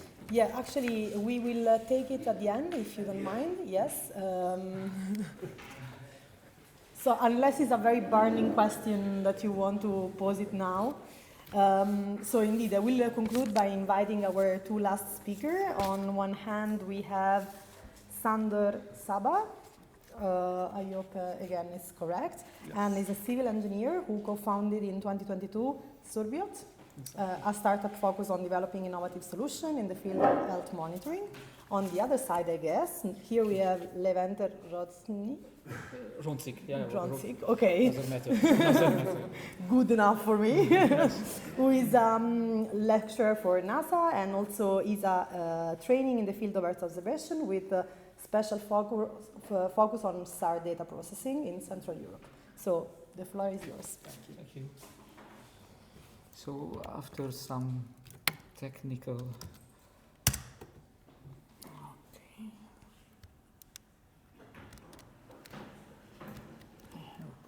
start the presentation in more direct solution. Okay, so we will start. Yeah. So thank you very much for the invitation and good afternoon, everyone. We are going to present something in collaboration with Surbiot Ltd. Actually, we would like to foster a bit the collaborative spirit of the SMEs, and we would like to be more direct in case of market orientation. So that's really, I think, which really missing in this disaster risk management sector. And I have to scroll the presentation, and probably this could be a good solution. First of all, Datalit Ltd will introduce itself, and then I will give the floor to Csaba because I will represent a problem, and Csaba will tell the solution for this problem. So as previously it was mentioned, we are an official spin-off of University of Pécs, and one foreign investors ARMAP is also contributed the evaluation of this company. Basically, I can say that recently this product, which deals with flood detection, fire detection, landslide, and other damages, is quite routinely you can find on the market. There is a lot of providers, and usually who requested these products are public authorities.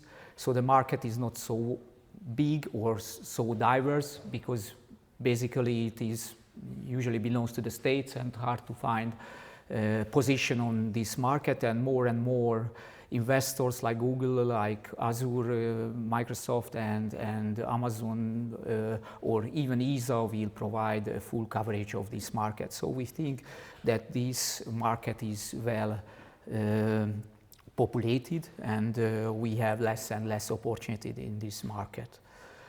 So, but the stories can start, unfortunately it can start in Kolontar 2010 when the Hungarian tailing dams collapsed, but I would like to show another use case from Australia. This is a gold mine tailing dam, and on the picture you can see that it has already some displacement before an earthquake triggered the failure of the dam. So it means that the prevention and the technology which can prevent this catastrophic events, even in Kolontar, could contribute and help the disaster management sector. So our main focus more in the prevention, and especially, and this is what is our role right now, what I'm speaking Earth observation, but Csaba will speak other ICT environment, other technologies which join together can provide much more sophisticated solution, and small companies can find more market opportunities. So this slide coming from the ESA civil security program, and you can see that is also a similar aims they have during this program, which would like to integrate different technology. And if I'm going in a recent example, which we already working together, this is a Bokofet building somewhere in Hungary. We can find serious displacement effects, but what we can do with INSAR technology, we just can say that is the movement, what we are not able to say nothing more. Even this building has a bigger displacement in that direction where INSAR is not useful. North and south direction, we are hard to say anything about the displacement of the building. So this is when we face to traditional technology, or we can change our viewpoint, and I would like to give the floor to Csaba to present it.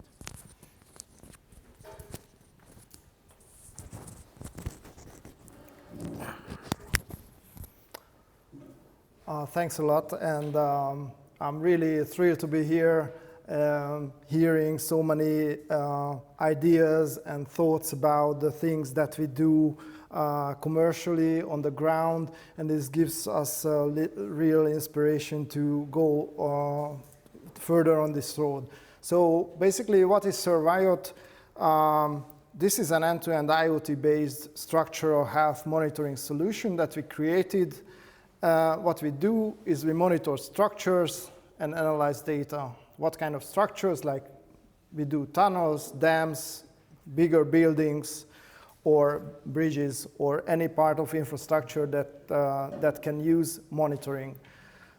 We are a startup. We are funded last year, but we've been developing since 2020, and on a reference project, which is a tunnel building operation in Western Hungary.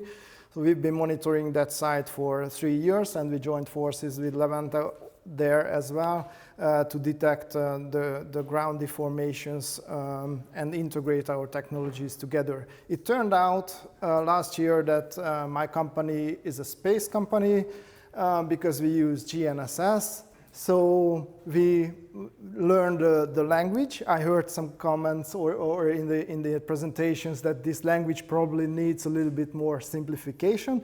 So I didn't know that we have a space company, but it turns out that we are a downstream application for space technologies.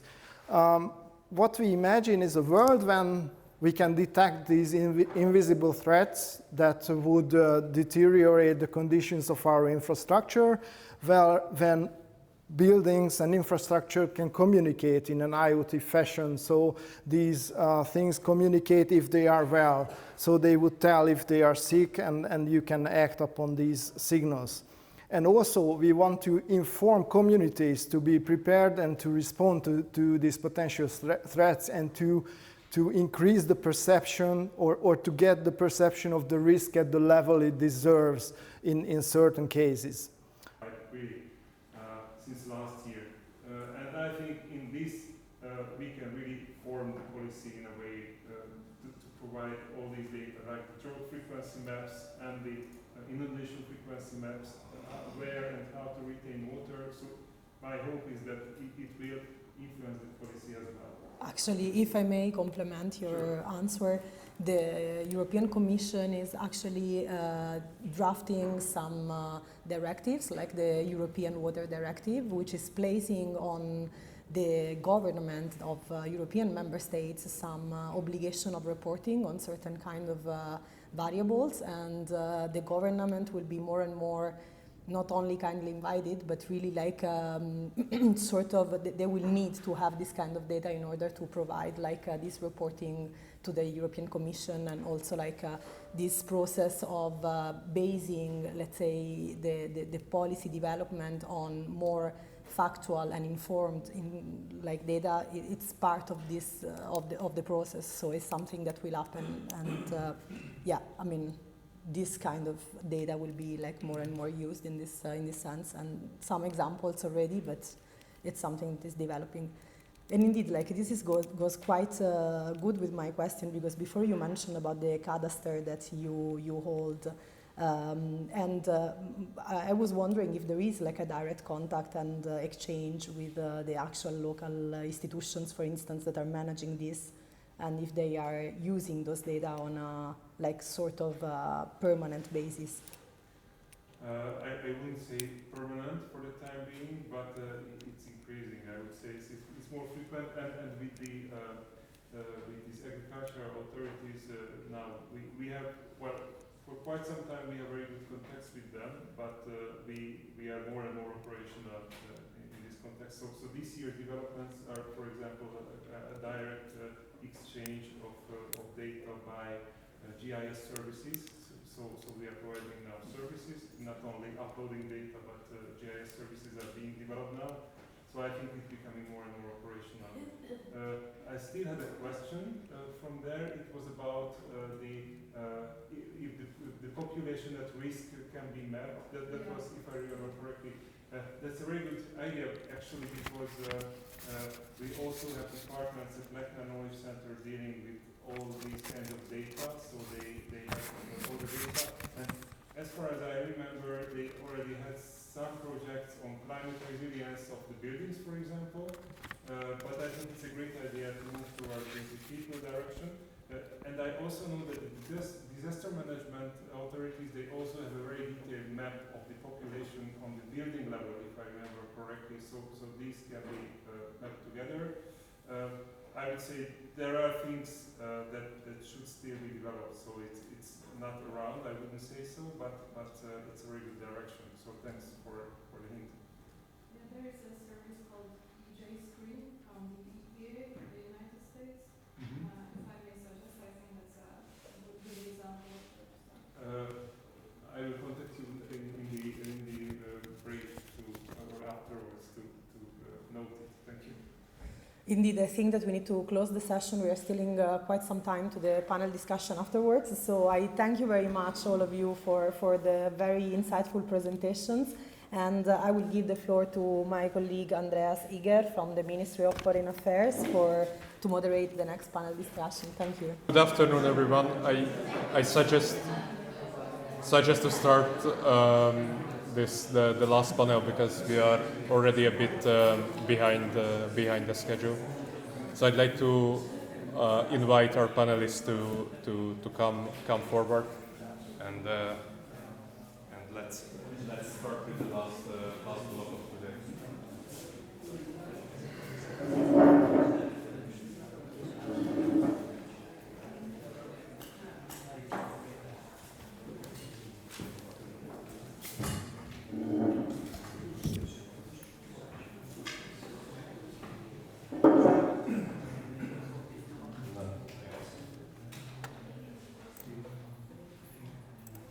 So the topic of this panel is focused on the current technological developments enabled by satellite data for disaster risk management.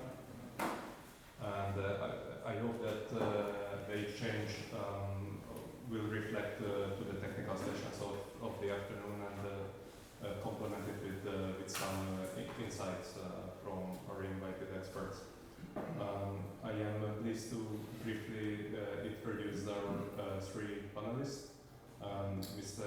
János Solymosi, Director of BAG Bonn, Hungary Aerospace Company. Mr. Bence Takács, Associate Professor of the University of Technology and Economics.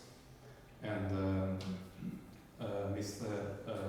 József Orbán, expert of the National Media and Infocommunication Authority. And my name is András Riger, and I am a second international expert of the European Union Agency for the Space Program, delegated by the Ministry of Foreign Affairs of Hungary. So our first question of this panel is addressed to Dr. József Orbán. We know that the quality of satellite services is largely influenced by the uninterruptedness of communication. This is something that we have also seen in the technical sessions. In your opinion, what disaster prevention tasks can be affected by the disruption of satellite communication? And how does the National Media and Infocommunication Authority contribute to ensure the communication quality and availability? Thank you. Thank you.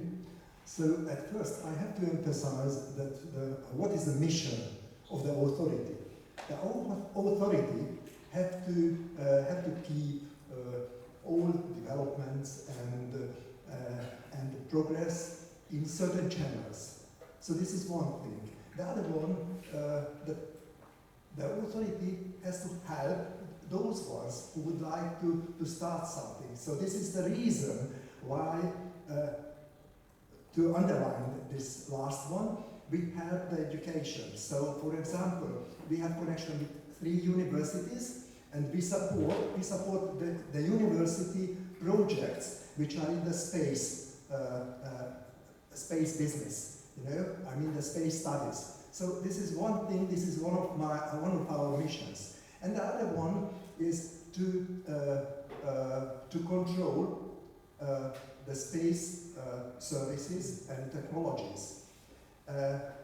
And when I'm talking about this, I have to mention that we have a system around the country with several measurement stations which are serving this function and monitoring the spectrum, the radio spectrum. And if there are any disturbances, in that case we have to locate, and this is how we help this function. For example, when there is a report that GNSS services are not really functioning properly, or there is a disturbance, in that case we are measuring and we are checking that what has happened and how to handle and how to find the solution for this one. So, for example, in this troublous time when we have a war in our neighborhood, and that's why certain services are also affected. In that case, we have to monitor the radio spectrum. So this is one important task, and maybe a bit different my answer what you expected, but I suppose I could highlight what we are really doing and how we serve the proper operation and the proper services. Thank you very much. Could you please elaborate on this radio spectrum strategy aspect that you covered? Because I think it's quite important in the whole communication cycle of satellites. So if, how this radio spectrum strategy is playing part in the national media in the communication authority strategy. So what I have to mention here, that there are two things. One of them are the orbits, and the other one is the radio spectrum. Why I mention these two things? Because these two things are limited resources. So that's why we have to handle these possibilities. And now there are a lot of disrupting technologies, emerging technologies, which needs a lot of new spectrum and a lot of availability. But because there are limitations, so this is not endless. So when we are talking about the space technology, that we have to find out how to use the higher frequencies, what is not used at this moment, not with that intensity, what can be, but this is part of the future. So when we are planning the usage of the spectrum, that we have to take into consideration the higher frequencies. This is one thing, and the other one, what we have also to take into consideration, the cooperation and the discussion with the neighbors and with our partners. And when we planning and when we are doing the strategy, that we have to also integrate this into our spectrum strategy. Thank you very much. The second question is addressed to Dr. Bence Takács. It is coming back to the Galileo presentations in the afternoon part. We know that GNSS sensors contribute to disaster risk management, for instance, by geolocating the critical infrastructure, resources and facilities. And GNSS-based applications can provide accurate positioning. And one prominent or one good example of this is the Galileo search and rescue service. From your perspective or from your experience, what improvements, both from an operational and technical point of view, would be needed in these existing systems to reach an even more widespread usage of the services? Thank you. So experts agree that this situation could have been prevented by monitoring the displacements of the dam, the critical infrastructure, and there are several techniques, satellite-based techniques to monitor the displacements, and one of the techniques based upon GNSS devices. So GNSS devices can provide us with centimeter or millimeter accurate positions in real time. We can get this information almost continuously in time, and this information should have been collected and monitored, should have been monitored with dams, and having the information in time, we could realize that something is happening, and it could have been a chance to prevent the catastrophe. So this technology is available for more than 30 years or so, but these days we could see that there is a wide range of devices available in the market, and these kind of devices are more affordable than ever. And that's why I told you that this is not a technical problem, because these devices can be implemented in the critical infrastructures and can collect as many data as we want, and it could have been applied. The biggest challenge is to draw the attention to the authorities and all the responsible agencies to apply this technology. Okay. Thank you. I've got also one more question, which is related to this point that you reflected. In your view, or how do you see the role of this satellite-based augmentation systems, for instance, in Europe with EGNOS, in contributing to a more accurate disaster risk management cycle? So how does certain SBA's applications, we have EGNOS safety of life services, contribute to this scheme, and how could we benefit from this? This is another topic worth mentioning. The safety of life applications mean that we need very reliable positions. So not really accurate, but reliable. So these two things are a little bit different, even though they are hand in hand. So reliability. So there must be some kind of guarantee that the position is as good, as accurate as we think. So in case you drive a car and you have a GPS-based navigation system in your car, and the navigation system says something very stupid, you won't follow the instructions, because you could realize that this is a stupid information. On the other hand, when you are a pilot and you are approaching an airport and you trust the GNSS-based position, which is provided by the built-in navigation system, there must be some kind of guarantee that you can trust on the position. So that's why satellite-based augmentation system is. In Europe, we have the EGNOS system, which is good for a couple of years.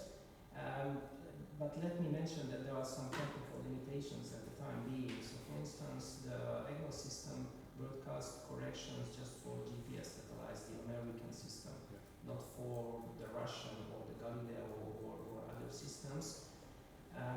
We are looking forward to getting corrections from all the satellite constellations. Another limitation is that the area covered by EGNOS corrections is somehow limited. So in Hungary we are in a good situation because we are in the covered area, but moving to the east, in the eastern part of Romania, for instance, which is definitely the area is not really covered due to the fact that there is no stations, no ranging stations in the eastern part of Europe. So in the area of Ukraine and Russia, or even more to the east, we should install some stations to provide to extend the covered area, let's say. Yeah, I think right now, exactly because of the current or the ongoing situation in Ukraine, the EU space program was in a search for some alternative sites, and as far as I know, it's currently ongoing the selection of some Romanian sites exactly to expand this coverage area. We also have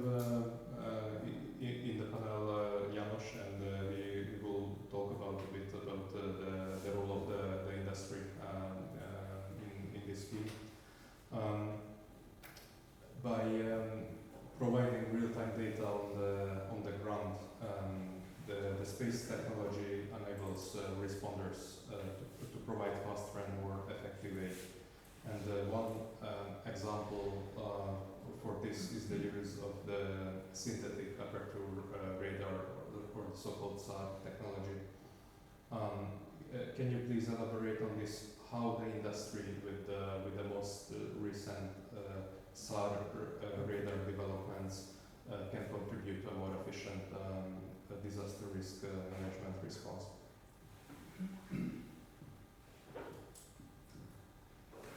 In the previous presentation, we could hear something about the SAR technology.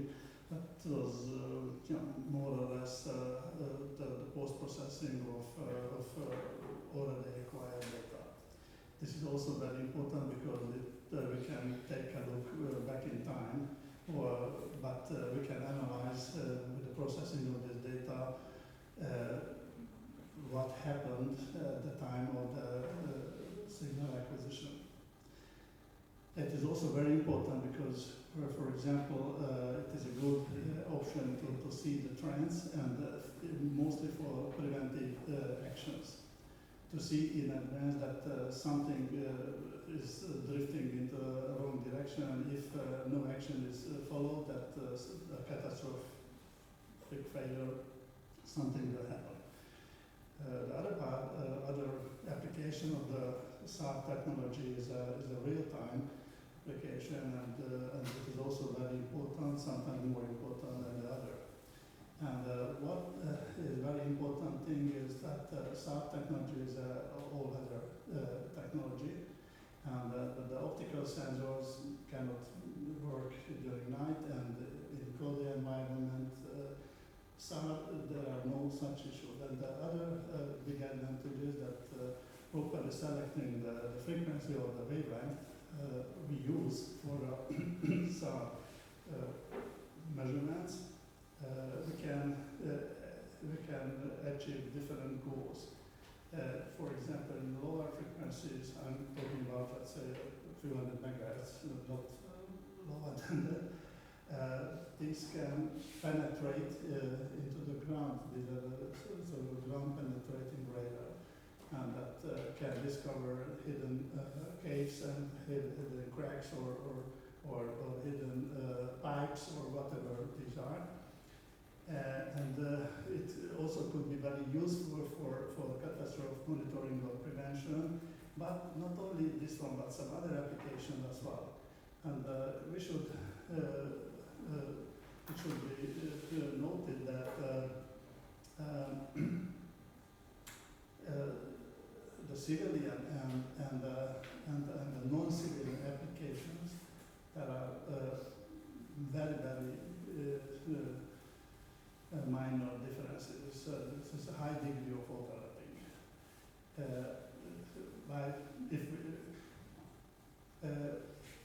If we acquire some data or pick up some signals, and if, let's say,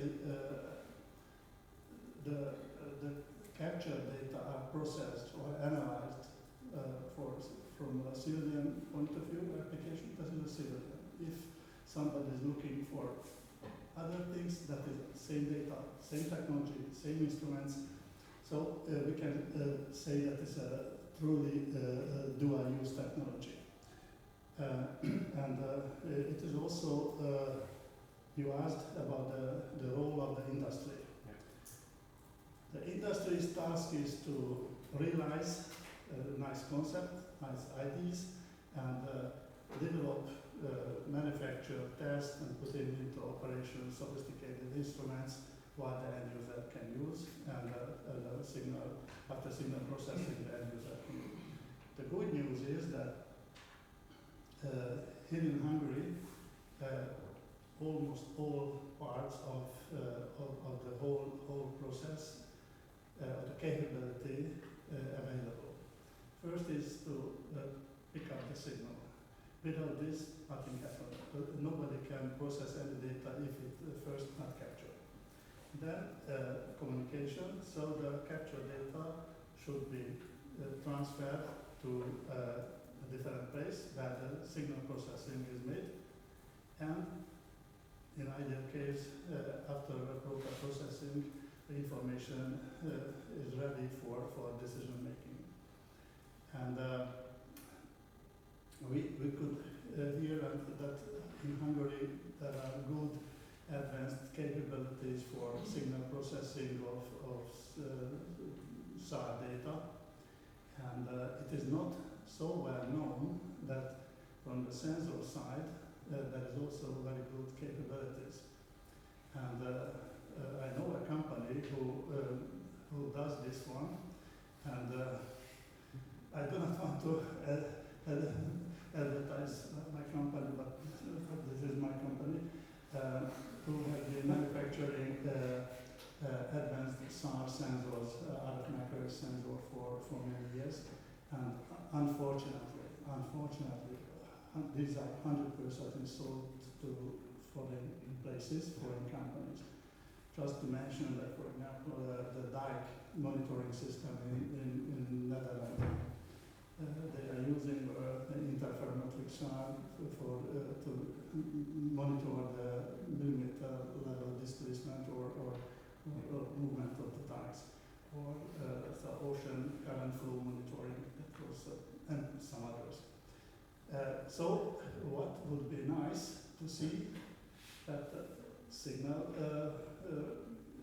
sensors, communication part, and signal processing would come together and produce a complete system, which would be completely Hungarian. And you know that if the whole chain is in, let's say, one hand, or it's an integrated system, then it provides the advantage that we can decide what to see, we can decide when, we can decide how, and what frequency, what are the target of interest, and how to process it, what are the requested process as a whole. So I think that is a very important technology and is becoming more and more important, and also now from a satellite applications, but this works in a stationary application as well, and also works from airborne or other platforms as well. Thank you very much. Thanks a lot, János, and I fully share your idea or vision to be able to build up on these synergies so that we can exploit or better exploit these existing capacities. So now we have a bit of time to a couple of questions. Sorry. Yeah, sorry. Please. So I have one more sentence to, maybe it's a bit surprising for you, but there is another task of the authority, the education. The educate the partners. So that's why I would like to show you this book, what we wrote, I mean, with my colleagues about the space technology, and because my capabilities are limited, like the spectrum, that's why I have only a few copies, and let me give you one. Thank you very much. And to the other panelists, as a little present, and Dr. Diana Daci was also involved in this business, my colleague. So we have this mission as well to produce information to our partners and to the citizens as well. Thank you. Thanks a lot for that. So if you have any questions, please feel free to address them. Otherwise, yeah, please. Can you hear me? Yeah, we hear you well. So my question is to all of you, what would you consider to be the time frame of such a system that you mentioned, Janusz? So could it be imagined within 5 years, 10 years, 20 years?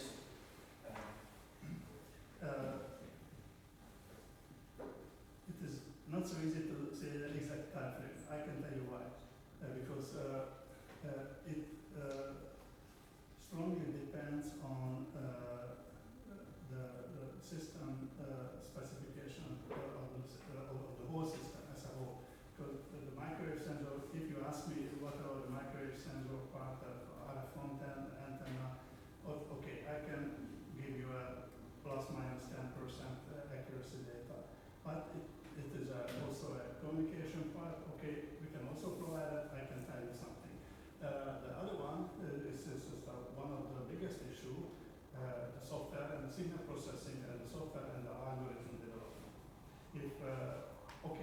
have some IP cores you can buy from here and there, but if you want something which really your own and can keep everything in hand, and that's in case of any request for modification or change, it can happen quite often, then you should be the developer or your team or somebody in the other collaborating team.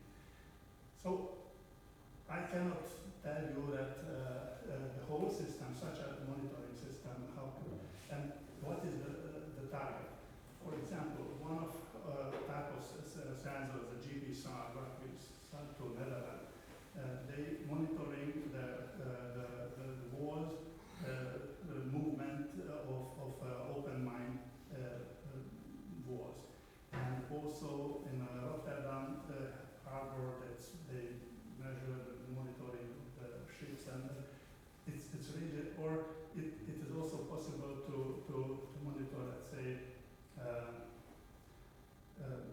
movement of the vehicles from airborne platform, or can be used for migration control, or quite a lot of things. And again, depends on the goal, what is to be achieved, and how much human and financial resources are available. If it is concentrated and available at the same time, then I would say that what would be realistic is around 2 years. But it should have a clear decision. Yes, we need it, we want it, we have the resources, and because we have seen so many nice ideas that started like a big, like a Dirac delta, and then slowed down very shortly. But this is just my personal opinion. My colleagues, probably they have their own opinion as well, or other colleagues who are involved or close to it.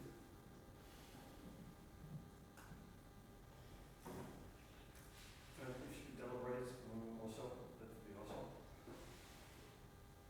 If you want to take. Yes. I don't know if we can still discuss that in a bit more detail. So I'd like to ask you about two comments. It's for the same question. But if you allow me, just one important thing, that the current technology, what we can provide, it makes it possible for sub-meter resolution down to a few tens of centimeter resolution. With an instantaneous signal processing bandwidth of 500-600 megahertz, you can calculate easily at how much resolution. It's really state of the art. And now the rest is, so it means that a huge amount of data are captured. The rest is for the digital people and the software people, how many FPGAs and fast processors and smart algorithms are used. I think if you have more questions on that, I suggest to keep it after the panel is closed, because as I can see, we are a bit behind the schedule. By that, I'd like to pass on the floor to my colleague Norbert for the closing remarks.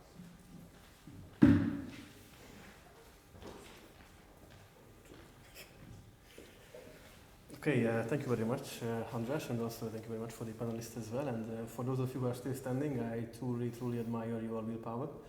I believe, let's say, I could repeat Madam Commissioner's words, but I believe it's time to restrict myself because it's already 6 o'clock in the evening. For me, I would say that thank you very much for the participation and also for the panelists and for the presentations. It was quite valuable to have a discussion on this topic. Also, I believe that we have found common ground in terms of satellite-based services for disaster risk management, but let me also clear it that it's just one application. And we have a lot of other topics to discuss further. So I would like to draw your attention to the future to the Hungarian presidency, where we are, again repeating Madam Commissioner's words, planning to have a couple of other conferences on much bigger scale and on other application uses as well. So In light of this, I would like to close the meeting. I would really appreciate your participation, and there's also some fresh refreshments, drinks, and some food at the networking area. So if you were to have elaborative discussions furthermore, please feel free to do so, and I really appreciate your participation. Thank you very much. Thank you.